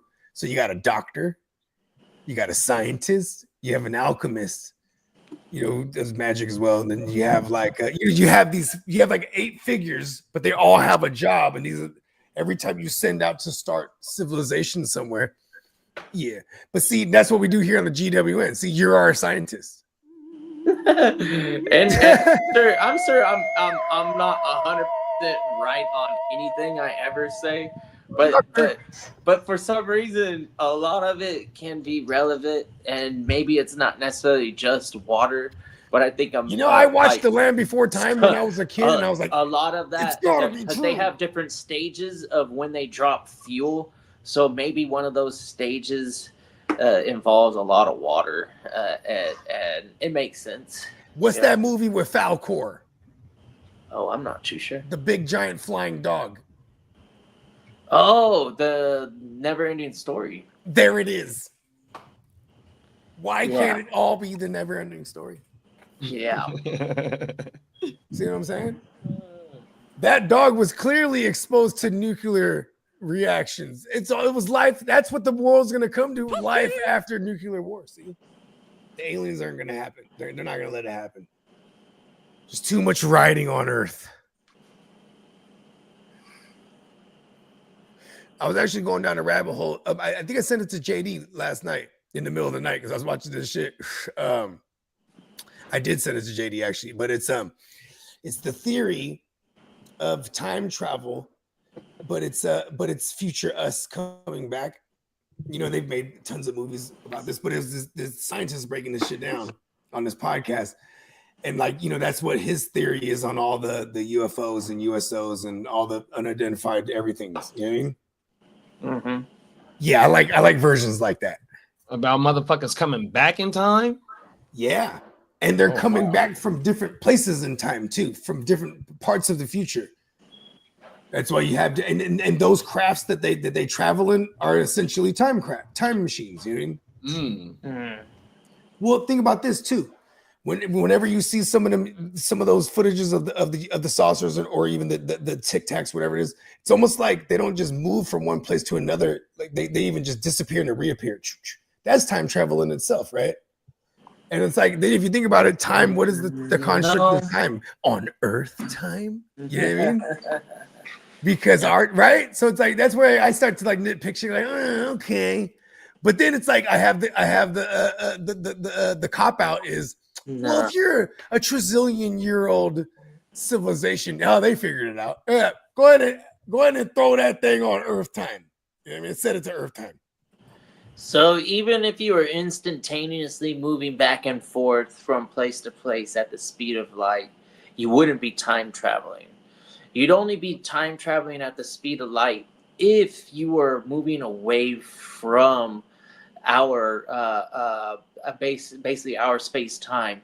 So when I'm on mushrooms, I look at the stars and I'm seeing the past. It has more about I'm seeing the past.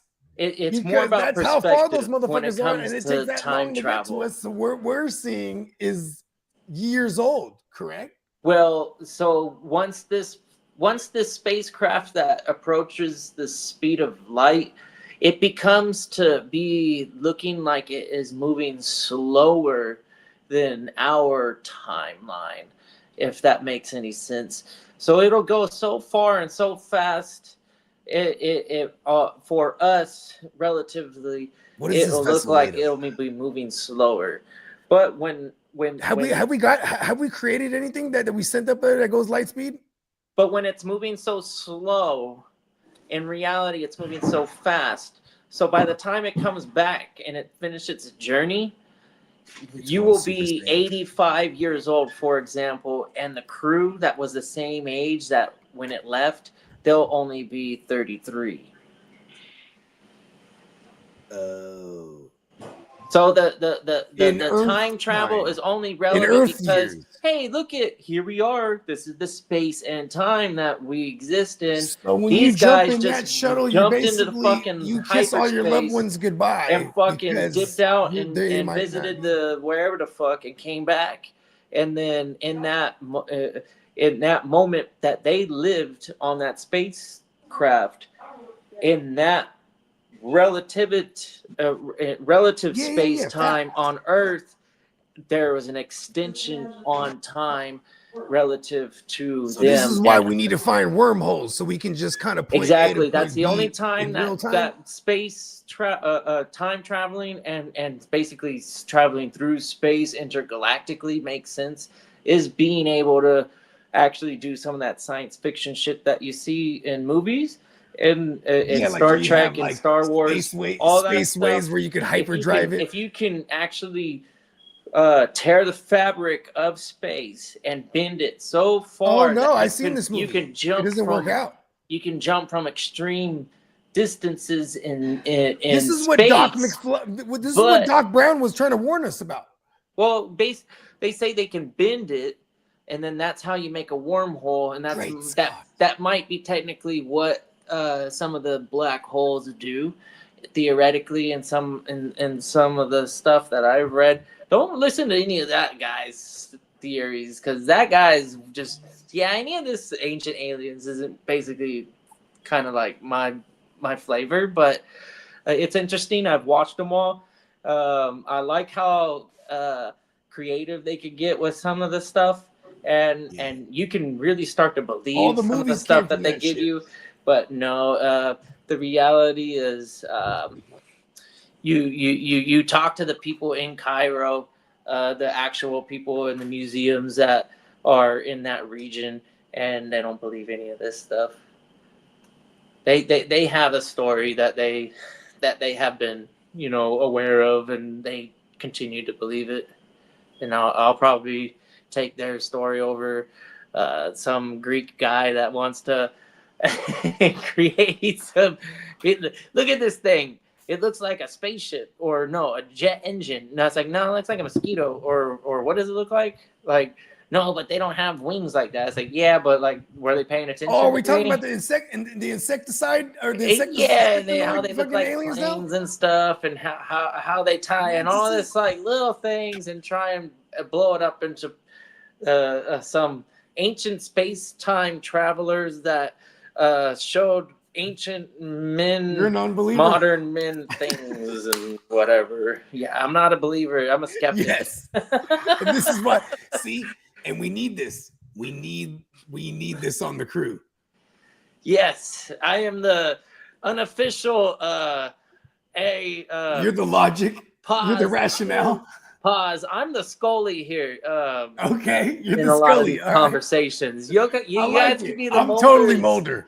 Yeah, I'm the Me, Scully in a Peacock. lot I of think me, these Peacock, and JD are conversations. Mulders for sure. Well, here's some news for you. Cowboy star pass rusher Micah Parsons is further away from a new deal with the Cowboys than he was back in late March. Damn.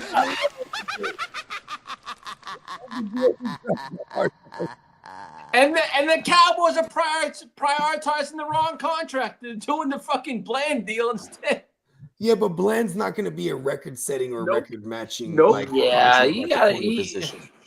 And you it's gotta time to lock pay- him up because I think he's coming off of a season ender too last year, and he had a career year just a season ago where he led the league in picks. Yeah, he bounced back from Yeah, injury. because I think who was it last year? It was like He Xavier played Worthy well. and oh no, it was Xavier McKinney and and Joseph Kirby Joseph. They were going crazy last year. On the strong safety side of things. Yeah, as far as DBs with the leading in at picks. Yeah. Yeah, because then Bland just 2 years ago led the I'm league. I think excited right? about that at new the quarterback position. Tyler Newbin out of New York Giants, knowing that they're going to be on the field all the time for IDP. And, I know, I'm mad. I don't have enough. throw of in them. some names. It's okay. I don't We've have all enough played Newbin. off season Ah. fantasy in these panels. I have more Bullard than We're any. not. Yeah, I might try and grab him in a lot of redraft this offseason. I like I'm all about making trades and then trying to get the other person to throw in IDPs, but that usually only happens when they approach me first and I go, oh, I like this, but then throw in this guy, and then they always just go, okay, cool. No one's let me do that in a while though. Yeah. I'm trying to do that all off season. I've even been paying up because I'm just like, screw it. I'm paying up to strengthen as much as possible. It's gonna If be we die, we die. when you think about that middle of the secondary back, having Newbin and now Holland. Javon Holland. I like it because here's the thing, Holland, he could play free and strong. And Newbin, what do you think Newbin going into year 2? What do you think because it's the same coordinator, so then he's going to play the same. So I feel like it'll be more free safety for Holland. 100%. Yeah, Newbin plays better. Because here's my thing. I'm still holding on to Holland's rookie year when he was with Brian Flores, where Brian Flores had him. Well, here's the benefit of having 2 good safeties is it. Usually a bad safety has to play so far back. A good safety, you want they actually can play closer. And but he's great playing outfielder. So when you bring in your strong safety and you bring him in as like a 5th linebacker, then all of a sudden you kind of change the defensive back to be like more cover 2, and then the other safety will favor the number 1 receiver wherever he lines up. But that doesn't mean that he plays super far back. He just moves over wherever the number 1 is. So you do double coverage, and then we'll call him the interior safety, now playing linebacker. He can check and then pass rush. And really create a whole new dynamic on, and that's where I like Newbin because he can get to the quarterback and if he becomes a blitz package weapon, he's getting grimy in the box. Let's go. Real good. And then when he brings the pressure, then Javon Holland will get the interception because there's pressure. Fuck the Giants, but you know I can totally see it happening. Well, that defense is going to be on the field a fuck ton in theory, right? I mean, okay. Yes. How about this? They have Russell Wilson, right? I mean, for what it's worth, I mean, this is not the Steelers where it's Mike Tomlin, where he's like, I'm just Mike Tomlin. I'm going to get 8 wins. The best thing that can happen is that Dart develops quick and forces himself on the field somehow. I think it's mid-season we see Dart. I mean, for what it's worth, Russ is not going to make too many mistakes. Well, you know, he's going to be corny as all hell to motivate everyone every day, and he's going to be consistent with that. Where they're going to be like, "Well, I thought it was fake at first, but every day Winston's early." Becomes like, come on, guys! He's clapping his hands. You know what I mean? Like this is right. If the NFL can't score on this team, which could happen with Carter and I think their defense going to be nice, bro. That's what I'm saying. They're like real. It's like NASCAR 2.0. This team could really cause problems against. They got a NASCAR package legit again in New York. Yeah, not saying that they're going to win a lot of games, but what if they ain't going to be out of a lot of games? We do have, and they're going to Swiss cheese a lot of bad offensive lines. That's why I'm scared to play them too this year. We got them on the schedule. I'm like, that's I better not be a trap game. Well, I could see the Giants basically going to Dart around mid-season because that schedule is brutal as hell. Yeah, it's a brutal schedule. I hope so because we play the second half of the season, so we're gonna get fucking trounced. As a whole, on record is not. It's a way. It's a prove it thing, but I can see where that. What have you done for me lately? It's coming from, and why they believe they're going to be successful fairly quickly. They have Nabbers. This is awesome. Yeah. Well, Nabbers went down with a shoulder. The offensive line is healthy right now. When they're healthy, they should be good. Well, so you know, Nabbers went down this morning with a shoulder injury. Is it how bad was it or whatever? Just way to bring the bad news. Hey, well, that was how he picked it up. He did kick it off. I need you to bring me all the good, the bad, and the ugly. It's like he the was good, also like the bad, the middle stuff. Over hyper targeted last season, so he was banged up a lot. Probably he was. Even if he regresses in targets like by 40, it's still awesome. Because then at least I would imagine it's more quality targets now. All right, Ain't so mad this at that. I this don't makes it even an remember who's easy. throwing in This the makes ball it last night. easy, right, for us fellas, where we were drafting Brian Thomas Jr. over Navers, like basically like 10 out of 10 times. I mean, I see Nabers routinely go over Brian Thomas. But I'm saying I'm going Brian Thomas over Navers right now. Yeah, I'm with you. Yeah, on I'm that. with you on that. I ain't mean, mad at that. especially here's the thing. I would love to Especially have if either or if on my that's the team mindset for of everyone, sure, I'll though, be bro. happy to take Nabers at a more of a value. I mean, just we did a mock last Thursday. He went into the second round of the super flex. He usually goes in the first round of even them super flexes. So I liked seeing that. Brian Thomas is actually kind of volatile to me because I feel like we're drafting him I feel like where we're drafting him, he needs to finish there. I don't feel like he's a tier jumper where we're drafting him at, but I'm okay with that though. You know what I mean? Like, because he should be hyper targeted. It's especially in that offense that they're about to run with Liam Combs. Should be some concentrated target market share to like 2 individuals. And that's why we're all hyped on Travis Hunter for real. Like, You know what I'm IDPs hyped on as well. Brian It's the Thomas Chico. is that there was a natural progression similar to Nico, but just a much faster pace. All of a sudden, we can see It's somebody that Louisiana that has fucking pedigree, man. a potential to just sit in that top 8 wide receiver for a long time, kind of in the same class of DJ Moore's and AJ Brown's at the moment, and Mike Evans is. I feel like we've always gotten Mike Evans at a pretty good discount.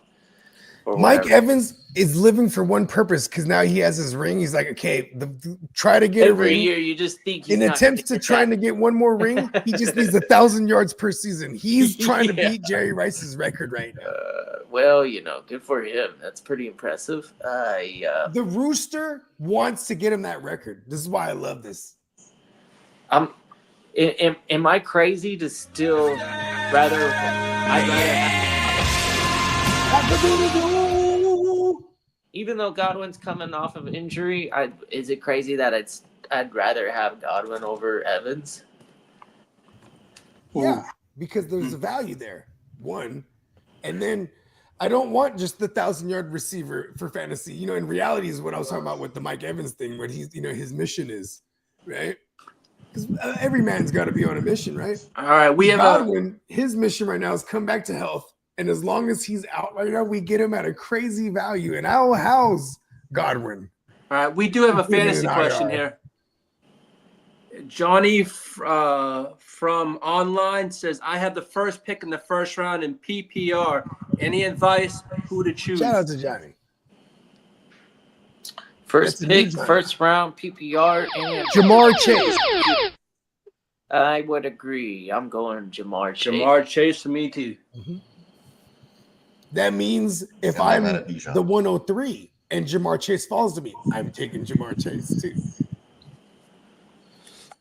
Hey, that's First funny. one, Hey, fine. that's funny. You said that, Peacock. Bijan said the way to say his name Is is Bijan. Bijan.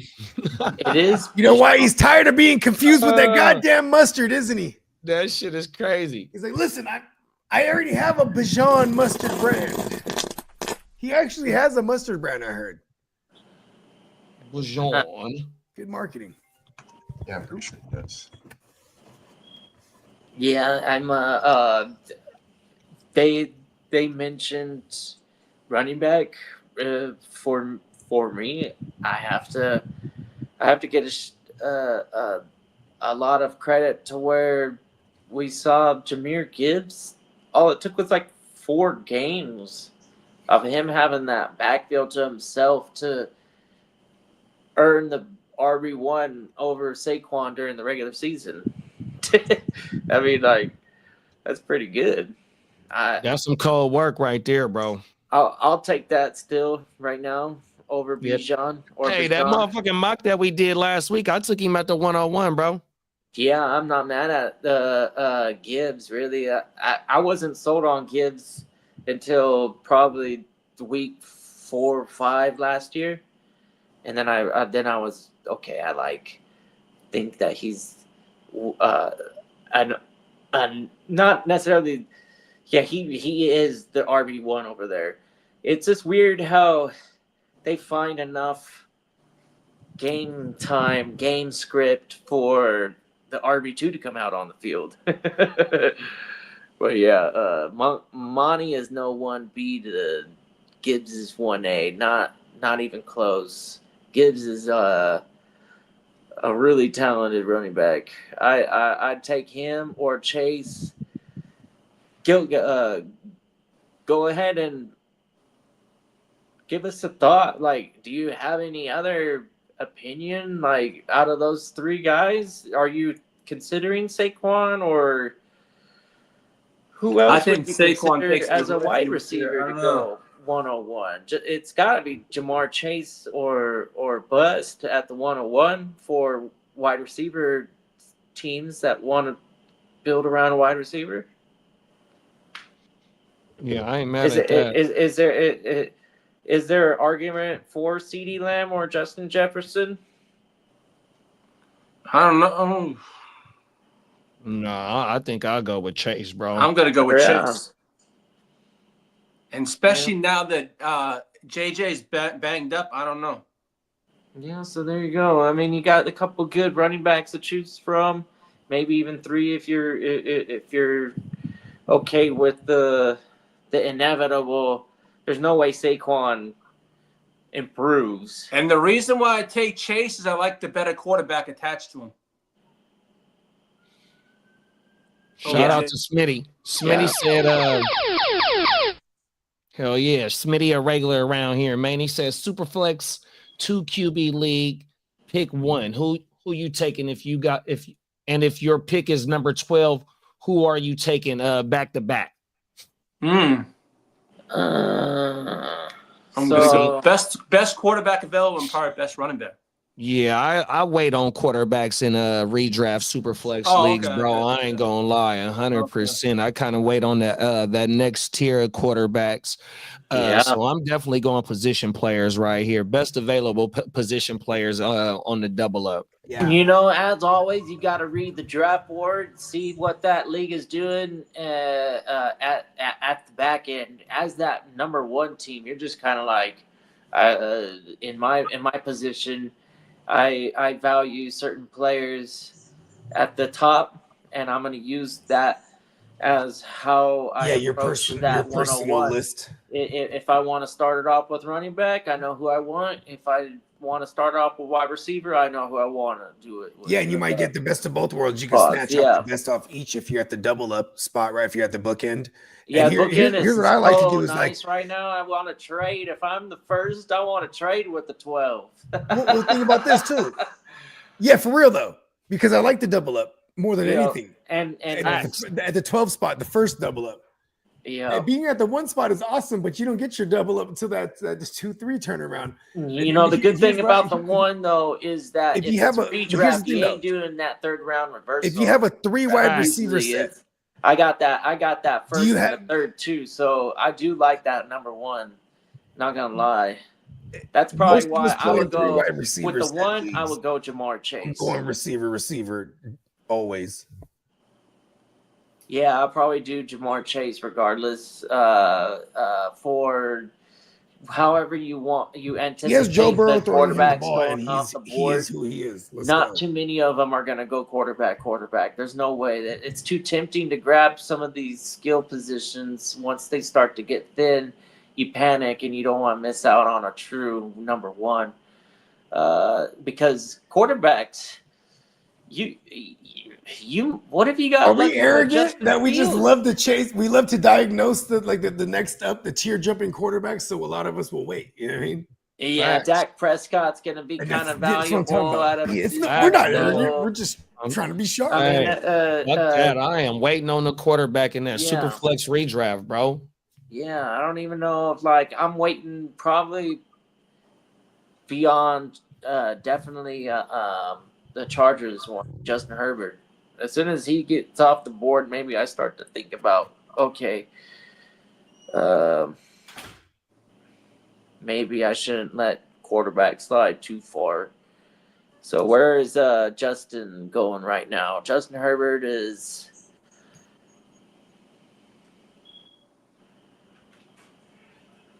Justin Herbert is 25 overall, QB 14. Yeah, I'm not mad at it. Look at how far I waited to get my quarterback. 14 off the board. I ain't mad at that, dog. Yeah, the guy who won it in your league took Lamar 1 and then probably Jaden Daniels later. On the way back. Oh yeah, well, he got lucky. He got the rookie he that killed him with developed. I was one. targeting Jaden Daniels in a lot of my leagues. I had him in a lot of places last year. And Lamar was probably the 5th or 6th quarterback that you took off the board, and ended up being the 101 or 102, depending on your scoring format. Yeah, I'm probably taking Lamar 101 if it's as my first quarterback, if I have the opportunity. I'll have him over Josh Allen this season. Yeah. That's just me personally. Yeah, The Stallion is a it's can't reasonable. miss as long as no one kills him. Yeah, he's a He's little too a killer. reckless. He's a little too reckless. I like Lamar kind of dipping out of bounds on the sidelines, things like that. But he's just too quick to get hit. Meanwhile, Josh Allen plays with a little bit of reckless abandon. Leaves his feet too often to me. I mean, he's a bigger guy, right?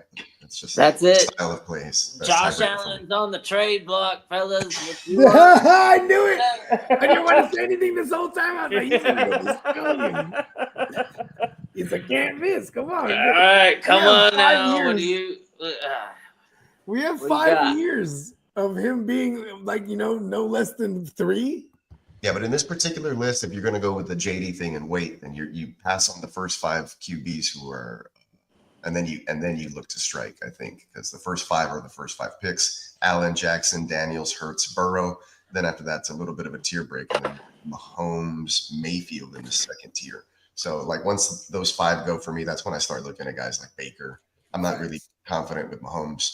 I love the Goffel, Brock, Baker, Bo Goffel, Nix. the Brock. I love that whole tier. The Bo Nix. I'm skipping over Kyler because I've just never been a fan. Yeah, fuck him. And then let's see who's down here. The Brock. I'll take a shot on him. Justin Fields, I'm not so sure, but Dak. Even a Justin Herbert, I might take a shot on. Trey, if the young Harris comes around and stuff. And I don't know. The only thing that bothers me is the coaching staff wants to run the football over there a lot. But I wouldn't mind, maybe taking a shot over guys like Caleb Williams. I just don't think he has it. And then Jared Goff all the way down here. Look at that value, QB 15. I love the Jared Goffel hate. Yeah, it's too much value in the quarterback position for you to be wasting it. If you ain't taking one of them top dogs. just look where CJ Yeah, the Stroud top is 5 on the picks. list. It's He's even further than Stop that. saying names of players that haven't been drafted. Even though Love. Stafford got a fucked up back right now, if Stafford healed that back up, he could be one of them quarterbacks that wait and boom for you, bruh. We could be watching a week 1 matchup with no Stafford and no Joe Mixon. Houston in LA. Oh, whoa. Jimmy Garoppolo. Yeah, they were Jimmy talking about that Garoppolo and today. Nick Chubb. McVay said he has the utmost confidence in Jimmy G as a backup quarterback. Of course he does, because Jimmy done whooped him up for hella years. All right, this is a nice little. I don't know why I squirrel off, but it's kind of relevant. Here we go. We got Drake May, Jordan Love, CJ Stroud, or who was the other one? Trevor Lawrence. I'm pretty sure we're fading Trevor Lawrence. I'm probably gonna go Drake May in this instance, but I'm still considering those other two. I think in reality, Stroud is being drafted with the Brock in them. Yeah, I think that he's playing on a good team. That he might even be drafted. Yeah, and if the Texans O-line comes together, bruh, that motherfucking passing game is going to be deadly, dog. There's been good reports out of camp so far. Offensive linemen staying after practice. They've actually I've seen them in interviews actually taking accountability for stuff this season as opposed to, and then naming differences. They're not just going and hiding by their locker room and not doing interviews like they were all of last year. So it's, it's a little bit different. That's kind of weird. I kind of do I want to agree with you guys too with Drake May. The rushing upside is too hard to ignore. He seems to be pretty good Josh at it. McDaniels, he has a mobile QB playbook. We've seen him with Tim Tebow. We've seen him with Cam Newton for a cup of tea. You know what I mean? It's there. There you go. Brandon's saying that the O-line coach literally make the Texans do do push-ups. That's usually not a good sign. I mean, like, unless it's just because they failed one play, but like usually you get punished because like I was saying, you're not doing Hit what the deck. the reports from camp are that the offense actually looked better once the pads came on and the offensive line was holding up, and they scored on the Texans defense. So I mean, if their offense can score on the number 2 overall defense from last year, then the signs are pretty good for the offensive line right now. I think the rookie, you heard it here, man. We got the inside. The rookie's only been beaten once, Ursery at the right tackle position all camp, and it was, I think, a loss to Danielle Hunter or Will Anderson. I don't know if you guys have noticed this. I don't know if you guys noticed this. We haven't really highlighted CJ Stroud, and I feel like it's all of us on purpose. One, because we want him to do good, and we don't want to overhype it. But then also us because we don't want to. We love the value we're getting out of. Yeah, because he's way lower in these rankings than all these. He's like super back here. It's Trevor Lawrence is going over. It's criminal. Really could you imagine waiting for just like keeping it on the low with CJ? So there was a super flex league where I passed him up, and I was like, "Why did I beat?" Like, I should have just taken him. Like he's keeping it real low. You know what I'm doing right there when I see something like this on Fantasy Pros? It makes me say if I'm in that 12 and 13. I'm taking 2 skill players, and then the next 2 rounds I'm going. And it's an absolute race for those guys. Yeah, I'm taking the best guys available the next go around, and then I'll be okay. The rest of the way, I'll just pick and choose best available. The Vegas League is going crazy. Oh, did you join that Vegas League yet, Kidda? Yeah, I just got the invite a couple days. So no matter what, we have 12, but the intention is obviously 14. That's why we set it at 14. Because shout out to my man our man Ghost Monkey. He actually booked up everything and sent me the whole woo-wop. But then now some families coming, his daughter's coming into town, so he can't make it that weekend. But he was like, "I'll still draft remote." I'm like, "Okay." The thing is, we're trying not to have any remote drafters, and but we do have like a shitload of maybes that are going there. Yeah, you know what I mean? That's so awesome. They just join while they're there.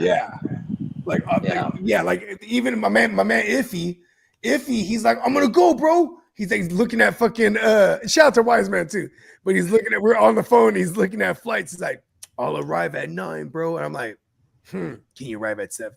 And he's like, he's like, I don't want to take off work. I can just go and woo woo. I'm like, okay. Because then I'm like, I want you to be in that league. Because he's like, I'm just gonna come. His brother lives in Vegas, so he's like, I'm just gonna come out no matter what. Like, fuck it. And you know what I mean? I'm like, all right, cool. Because he's just gonna come out and party with us. You know what I mean? He's just gonna stay at his brother's. You know what I mean? But I'm like, but he's a savage in fantasy too. So I'm like, listen, we are gonna do a draft though. He's like, yeah, I want in. I'm like, oh shit. So the West, the West, Friday, that league's gonna draft on Friday. It might be a later draft. I ain't gonna lie. Like, I'm not saying just for iffy, but I'm just saying like period, because like Friday, everyone is arriving like in the evening, like 5-6 o'clock. Some of those members that are in that league. Oh, and then we also got Silky Johnson. Ooh, I forgot to holler at Silky because he was in the chat the other day. But yeah, Silky is a strong maybe. You know what I mean? He keeps saying, man, keep circling back around. And the last time I circled back around was like a month ago. Shout out to those dudes, man. I haven't seen them in 2 years, so that'll be cool. Yeah, this is getting back to the. But we got 12 no matter what. Is what I'm saying. the root of this Vegas thing. So I mean, I'll be looking forward to it from here on out. I don't think it's going anywhere, to be honest. This is pretty good. My pop said that next year we can book the timeshare in advance and we can save some money or whatever the hell. You know what I mean? That's crazy. Yeah. The closer we get, the more we got 2 of them. We got one at the Tahiti, and the other one's like a Hilton. He has 2 timeshares out there. So another one's like the one that's all suites with the never ending with the river. I've stayed there before. It's a little off the strip. It's like it's a drive down. Like, but hey, those off the strip casinos pay out the best too. So even if it becomes controversial on why would we do that, just bring it up. That's kind of like those are sometimes the best places to play if that's really what you're interested in. They got, like, if you play on tables, they got the best payout odds for sure. Not on the strip in the first levels and all that stuff where you get 3 for 2 and all that bullshit. You get all that stuff doesn't even happen on the off the strip stuff.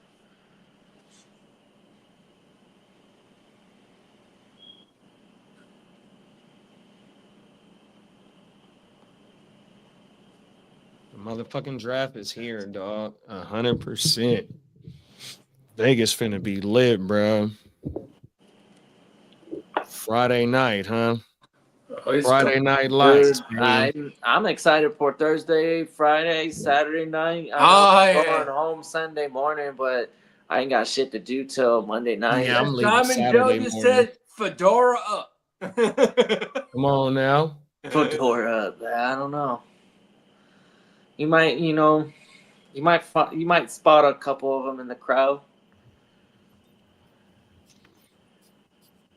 I used to have some Padre giveaways. They did their fedora night every season for a good bit. They might still do it. Yo, there you are. That's us. Minus a good chunk of us, but that's the core of the GWN right there, really. Whoops. That motherfucker gonna be lit, dog. Meg said I'll be in Vegas with my wife Friday around 3. I think I get there 3 o'clock, 2 o'clock on Thursday. Yeah, I'll be in that motherfucker Wednesday. Wednesday to Saturday. Wednesday I took off just to have a day to like pack, make sure I got all my shit ready to rock and roll. I'm Thursday. Thursday, Friday, Saturday, Sunday. Yeah. Leave Sunday. Yeah, I'll be there Thursday morning, 11:30ish. All right. And then bright and early fucking Sunday morning. Yeah. Oh yeah. Yeah, me too. Yep. Yeah, see if we can Dennis split and an I Uber are to the going- airport. All right. Yeah. So I think I'm out of there, or I need to be there like at 7 or some shit. So Yeah. Yeah, I'll- Dennis and I are probably driving into the airport ourselves because we got flights close together. all right. All Yeah, right. we'll see how we'll talk about it. We'll figure out the rides, getting the rides to the airport. Yeah. That's funny because none of this was talked beforehand. So at least on my end, and it's all lining up pretty nice. It just makes my Saturday night maybe shorter than anticipated if I have to rock with somebody that's leaving super early, which I don't mind. I'm a cat. I'm a cat man. I'm sleeping basically 20 hours of the day.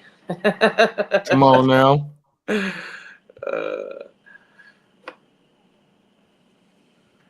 there's.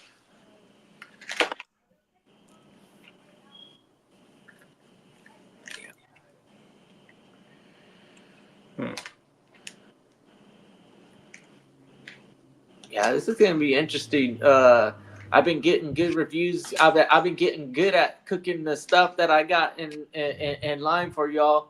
I'm just crossing my fingers that I can get a hold of all my ingredients because obviously I ain't throwing all that shit. I don't know. I have no idea if it's possible.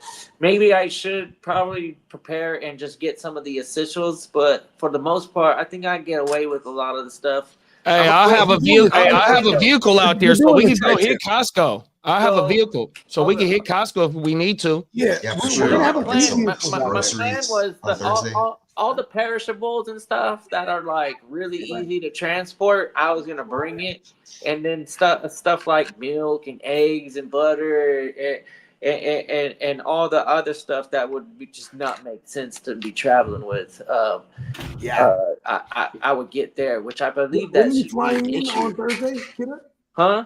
That Yeah, Thursday, what time Yeah, you but so I got I Me, gotta soak JD, the and beans. Steve-O I gotta and soak the Phil said we're gonna beans be on there all Thursday, which will take me, like 12, 14 hours, and then I can start cooking them, and then that process that usually takes 12 hours. Okay, so this we're talking about a Friday dish type of shit. For that, anyways. Yeah, but, that's the draft night too. yeah.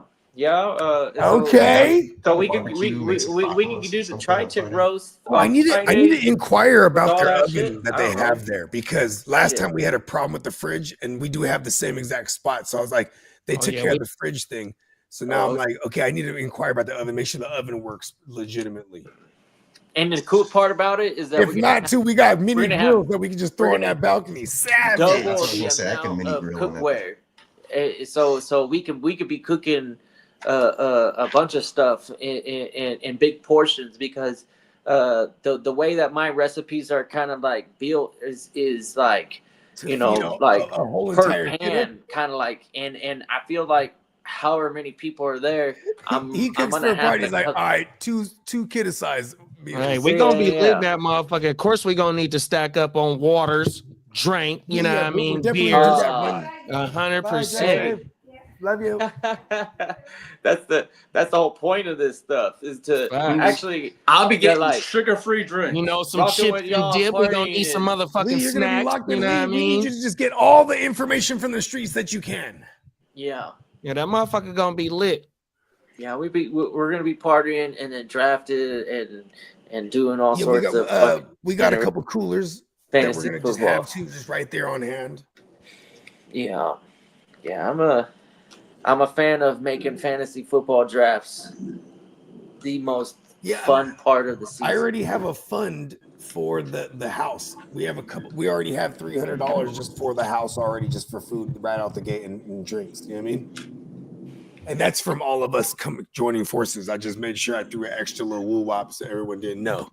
Because then when we get around to it too, if we need anything extra, it'd be the same thing. Hey, everyone throw $30. You know what I mean? Yeah. Hey, we got a fantasy question for you, kidder, from the Smitty. Shout out to Smitty, man. Big He Smitty. said, so if you're the 12th pick in a 2 QB Superflex league, would you go 2 skilled players, then 2 QBs your next go round? All right, yeah. So I'm gonna watch example, how the room is. in the You got to most feel the ideal room out though. situation, yeah, in the most ideal situation, you could hold off on that second quarterback.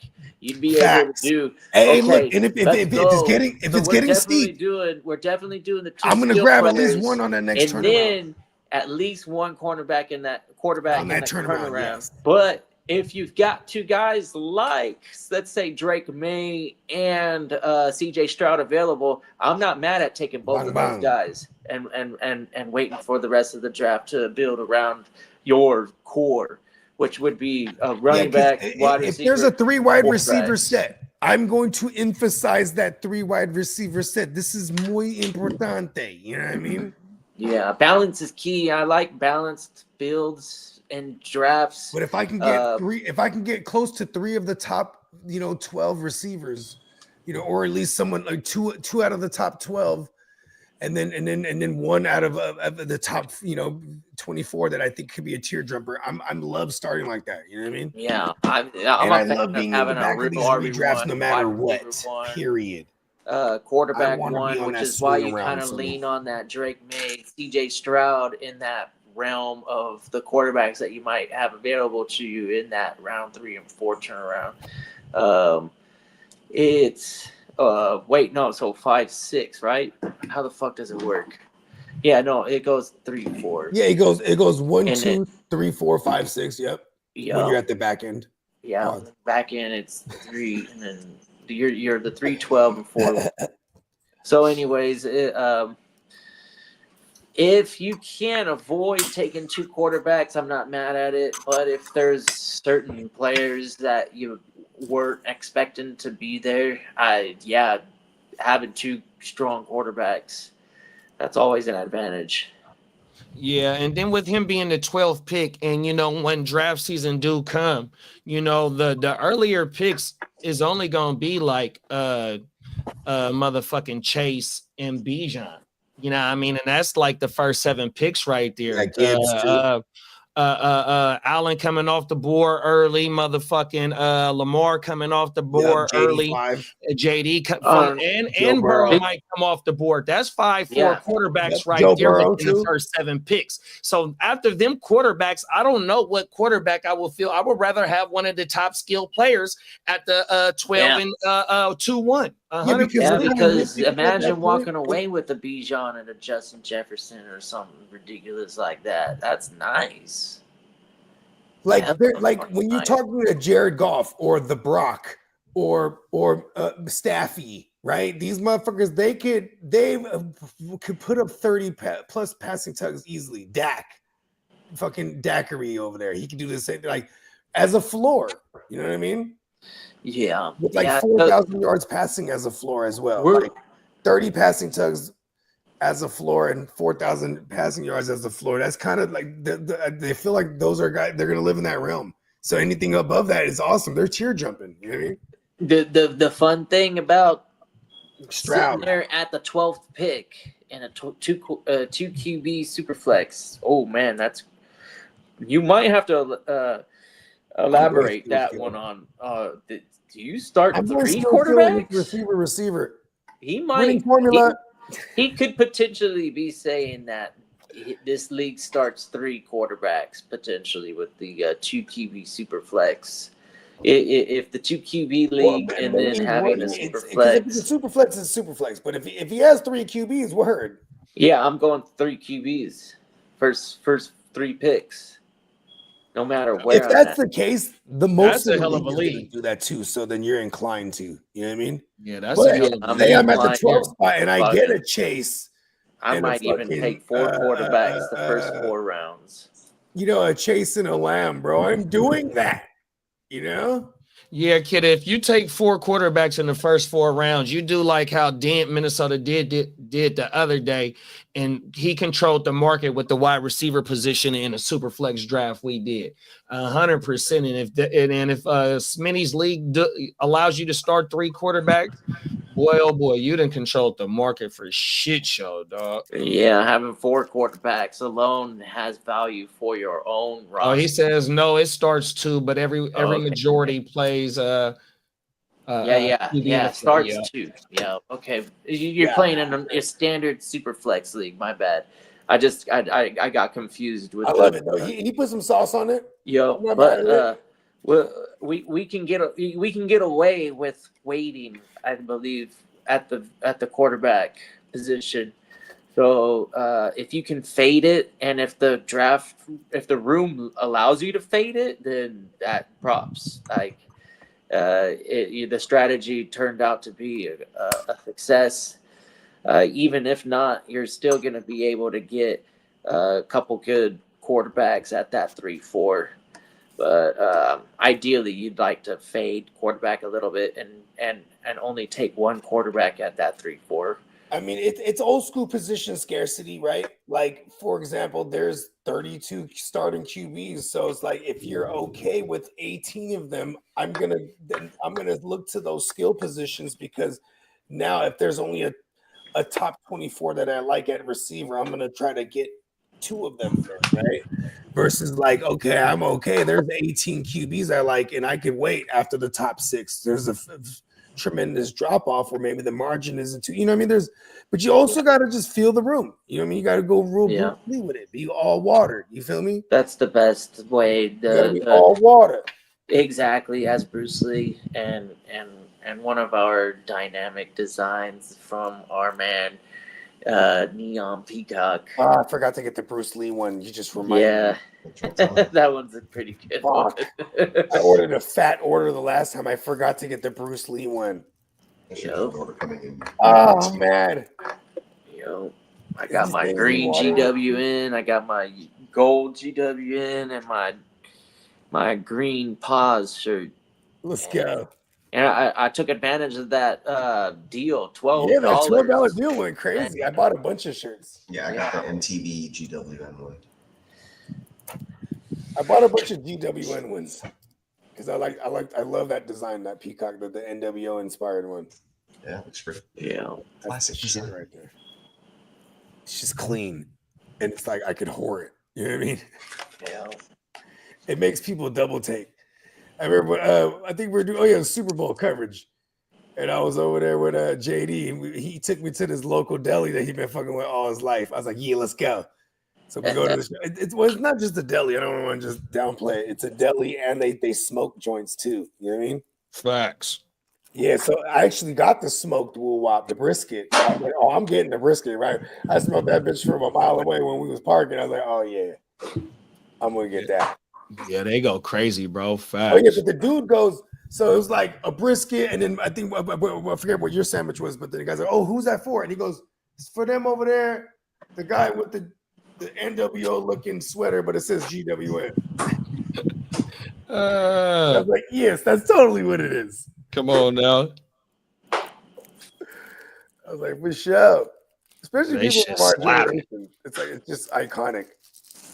It's an inspired version. Let's go. For generations. Look at that. Rest in peace. Rest in peace to Hollywood Hogan. You know what's funny is they got mad at him because for years he would tell it like he created the NWO. That was his idea. And then Big Diesel and was it Kevin Nash and Scott Hall? That was totally their bag. But they're like, they let him do it because they love the old lug.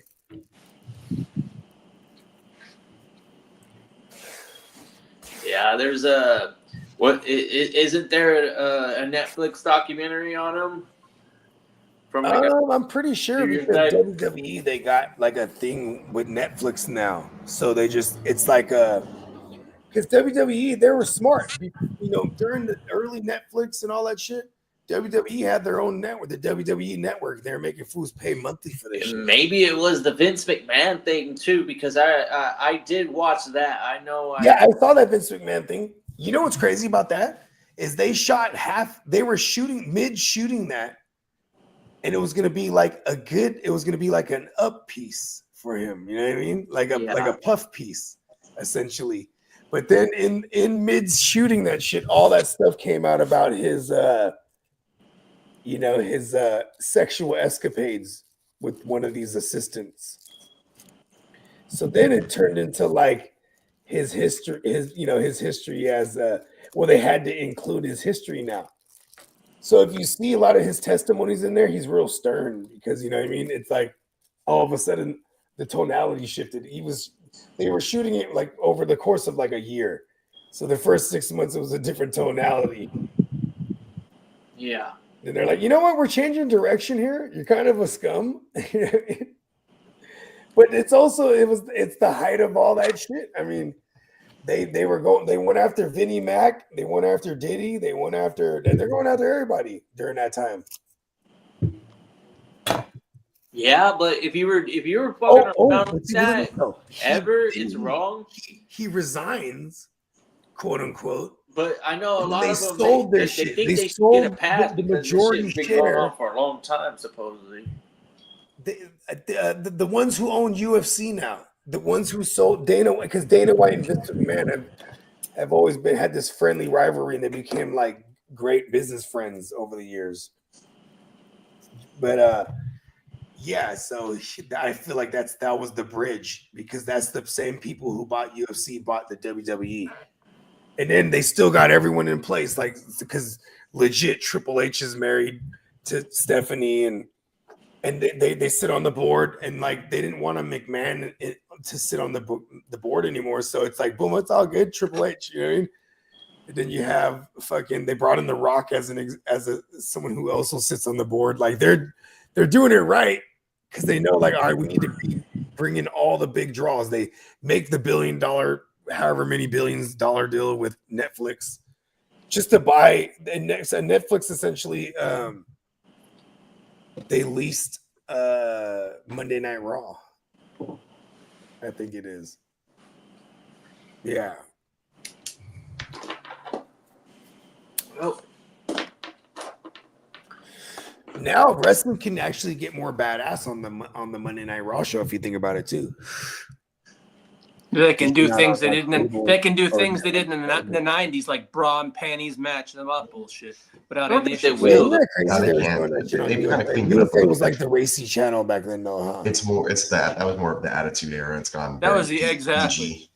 It's gone very PG because you get more family, you get more merchandise, you get bigger audience, bigger draw, more money. So that's really what they care about. It's all about marketing it really huge, like a giant It's all spectacle. about the MONEY. You're right. Yeah, and stripping away the, I guess, like the authenticity and kind of letting people in with the background stuff that's going on, like all the things behind the scenes, and kind of blurring the lines of reality a little bit. They got it because the wrestling fan is smarter than what people think. They don't want that stupid gimmicky, oh, this guy's a dentist kind of shit anymore. So, So Spencer the Guru put out his mock draft results. Let's go. I love it. It's that Johnny Midden said that he just sent you an article from 1960 where a Soviet scientist speculates about Sodom and Gomorrah being nuked by aliens. All right. Alex Singleton is going to miss a week with a broken thumb. Who's that? Alex Singleton. A week? Yeah. Damn. Poor thumb. No. What about his ACL? Get the thumb out of here. Just club it up. Any word on his ACL?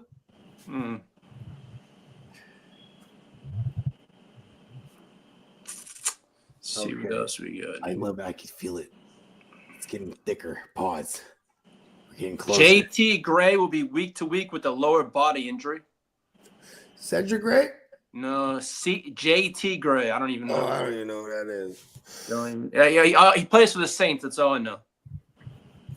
I'm not gonna lie. I'm probably not paying too much attention to the Saints outside of maybe their inside linebackers this year and some of their safeties. It's like Kamara and nobody else. And Kamara, yeah. I love you. I love you, AK. Gunshots?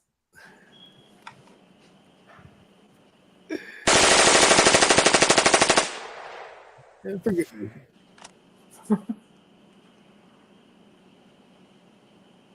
Yeah, I do like AK a lot. I do want to move off some of my AK shares while I can. They are, they're useful. That's why it's okay. The consolation prize is I just end up with all the AKs. We call them A's now. They managed a way to slang it.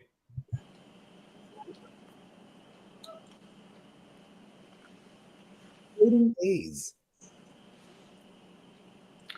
It's a consolation prize for the parent. Oh, look at my son is Ron. He's at the top of the roll call. In the Brandon 32. said, we're all Panthers fans week 1. Who are they playing week 1? Should we go live that morning when we set the draft off? The Browns. I'm kind of down. We normally do OJ anyway. OJ. It's a momentous occasion. World War 32. It's getting there. Is that already this week? This Thursday? Oh, that. I said that's already this Thursday? Yep. We're less than We're going, yeah. what? We're less than like 40-something hours or something. Yeah. And I swear that last 3 minutes before that kickoff is going to be so awesome. And then when we see it's the Hall of Fame game, we're going to go, oh, yeah, that's right. But it's at least going to feed. It's going to just, it's the steady trickle, right? It's like the IV drip. We're going to get little bits of football.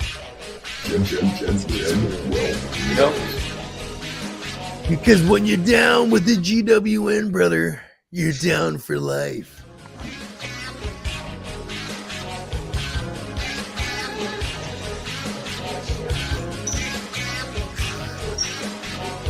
Oh, I should have worn my purple shit. The purple GWN? Oh, let me go grab it. It came out hella badass. I had the beggars on here. Let me go grab it. Let me show off some of my new Neon Peacock shit. I'll be right back. I wore the Goonie shit because I was feeling like a goon this morning. While we're at it, let's take a look at one of Bogart's older videos here on the GWN. Do a temperature check.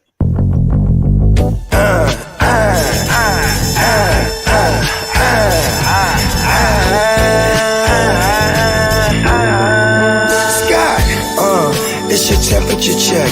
You ain't hot, so you hot. You ain't getting your check. I made a lot off the block. How I earned respect. Put in work every day. We had to flirt with death. I'm getting guap. You getting got. I'm wrecking shop. I'm friendly, yay. Stacking high as a skyscraper. Ay, let's get this paper. All in favor say. All in favor say. All in favor say. All in favor say. We for the day. We more the day. Let's make this paper. All in favor say. Yay. Yay.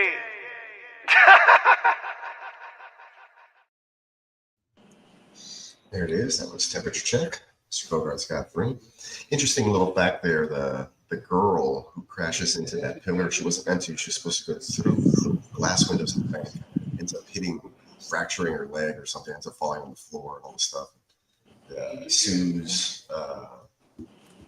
Sues back. I guess I don't know, suing somebody, but she sued for it and ended up getting all this stuff because of that stuff going wrong. Forever immortalized.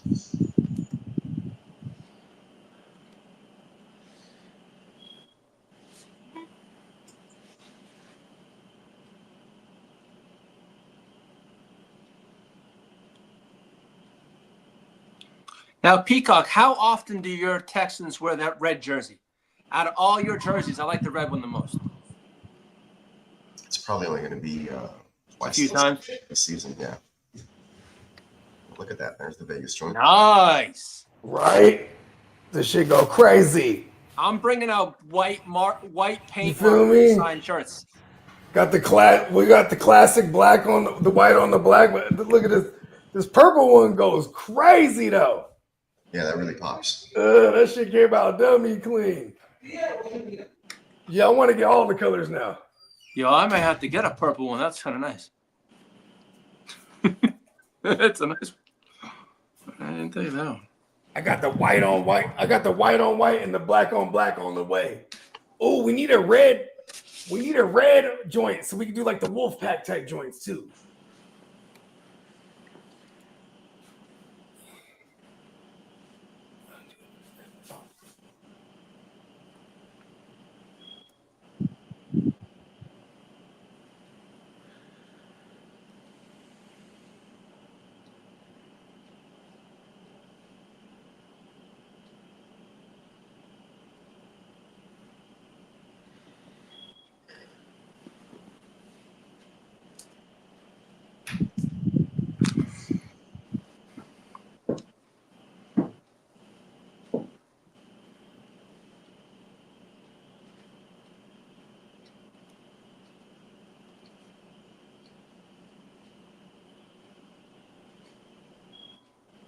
What do you guys think about Julian Blackmon signing with the Saints?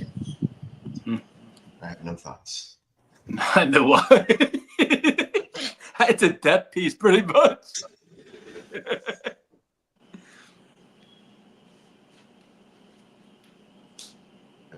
No actual. That's a Spencer question. Definitely a Spencer question.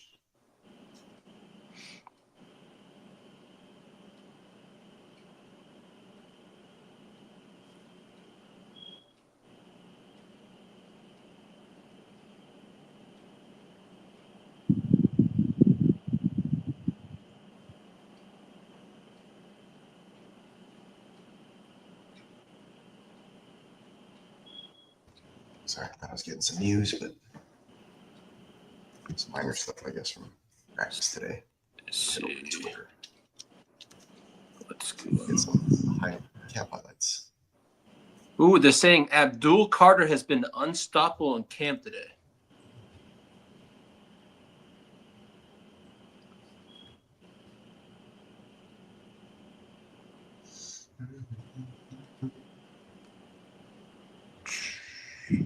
Friday.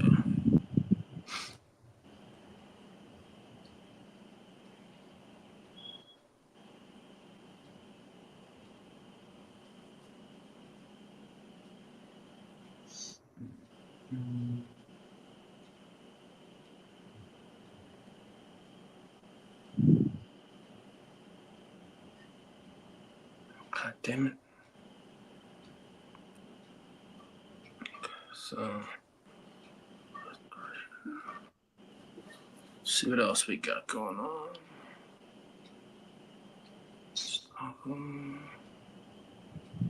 Kirsten Guns and lost with a hamstring.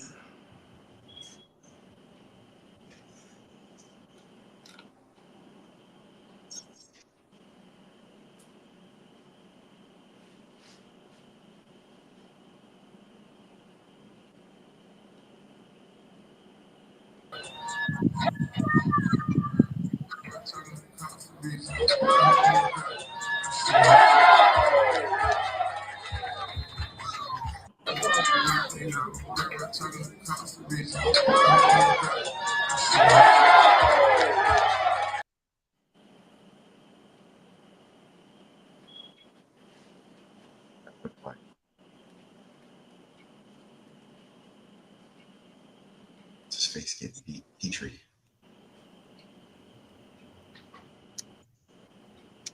He got beat by Kirk. Nothing there. Okay, so what's this?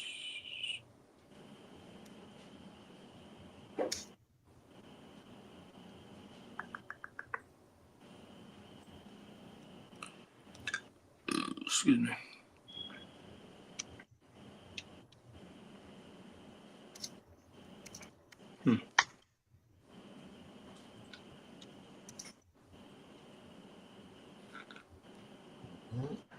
Let's see. Not a lot of other highlights. That was the only one from today.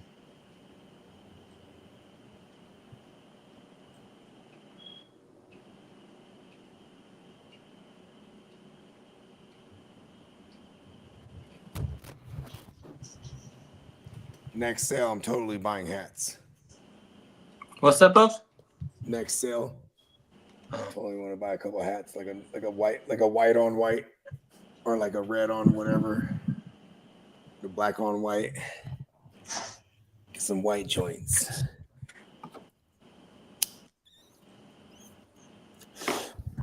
Good show. Oh, we're still live.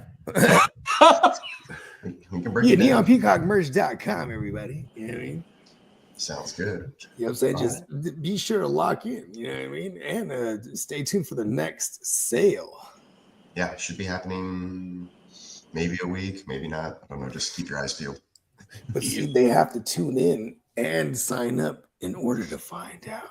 That's right. Visit the website, neonpeacockmerch.com. Sign up for the mailing list. You get all the alerts whenever there is a deal. Sometimes they'll give you a free code to use, just whenever there isn't a deal going on that you can take advantage of free shipping or $20 off, things like that. So just keep a lookout. Good idea to sign up for the mailing list. And on that note, we'll see you guys on the next one. We'll be back with Wake Your Game Up on Friday.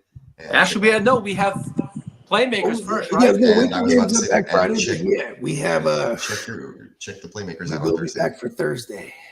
Correct. All right. Playmakers. We'll catch you guys on the next one then. All right. I don't know See why you, I was fellas. whispering. Have a good one. Peace. Fellas.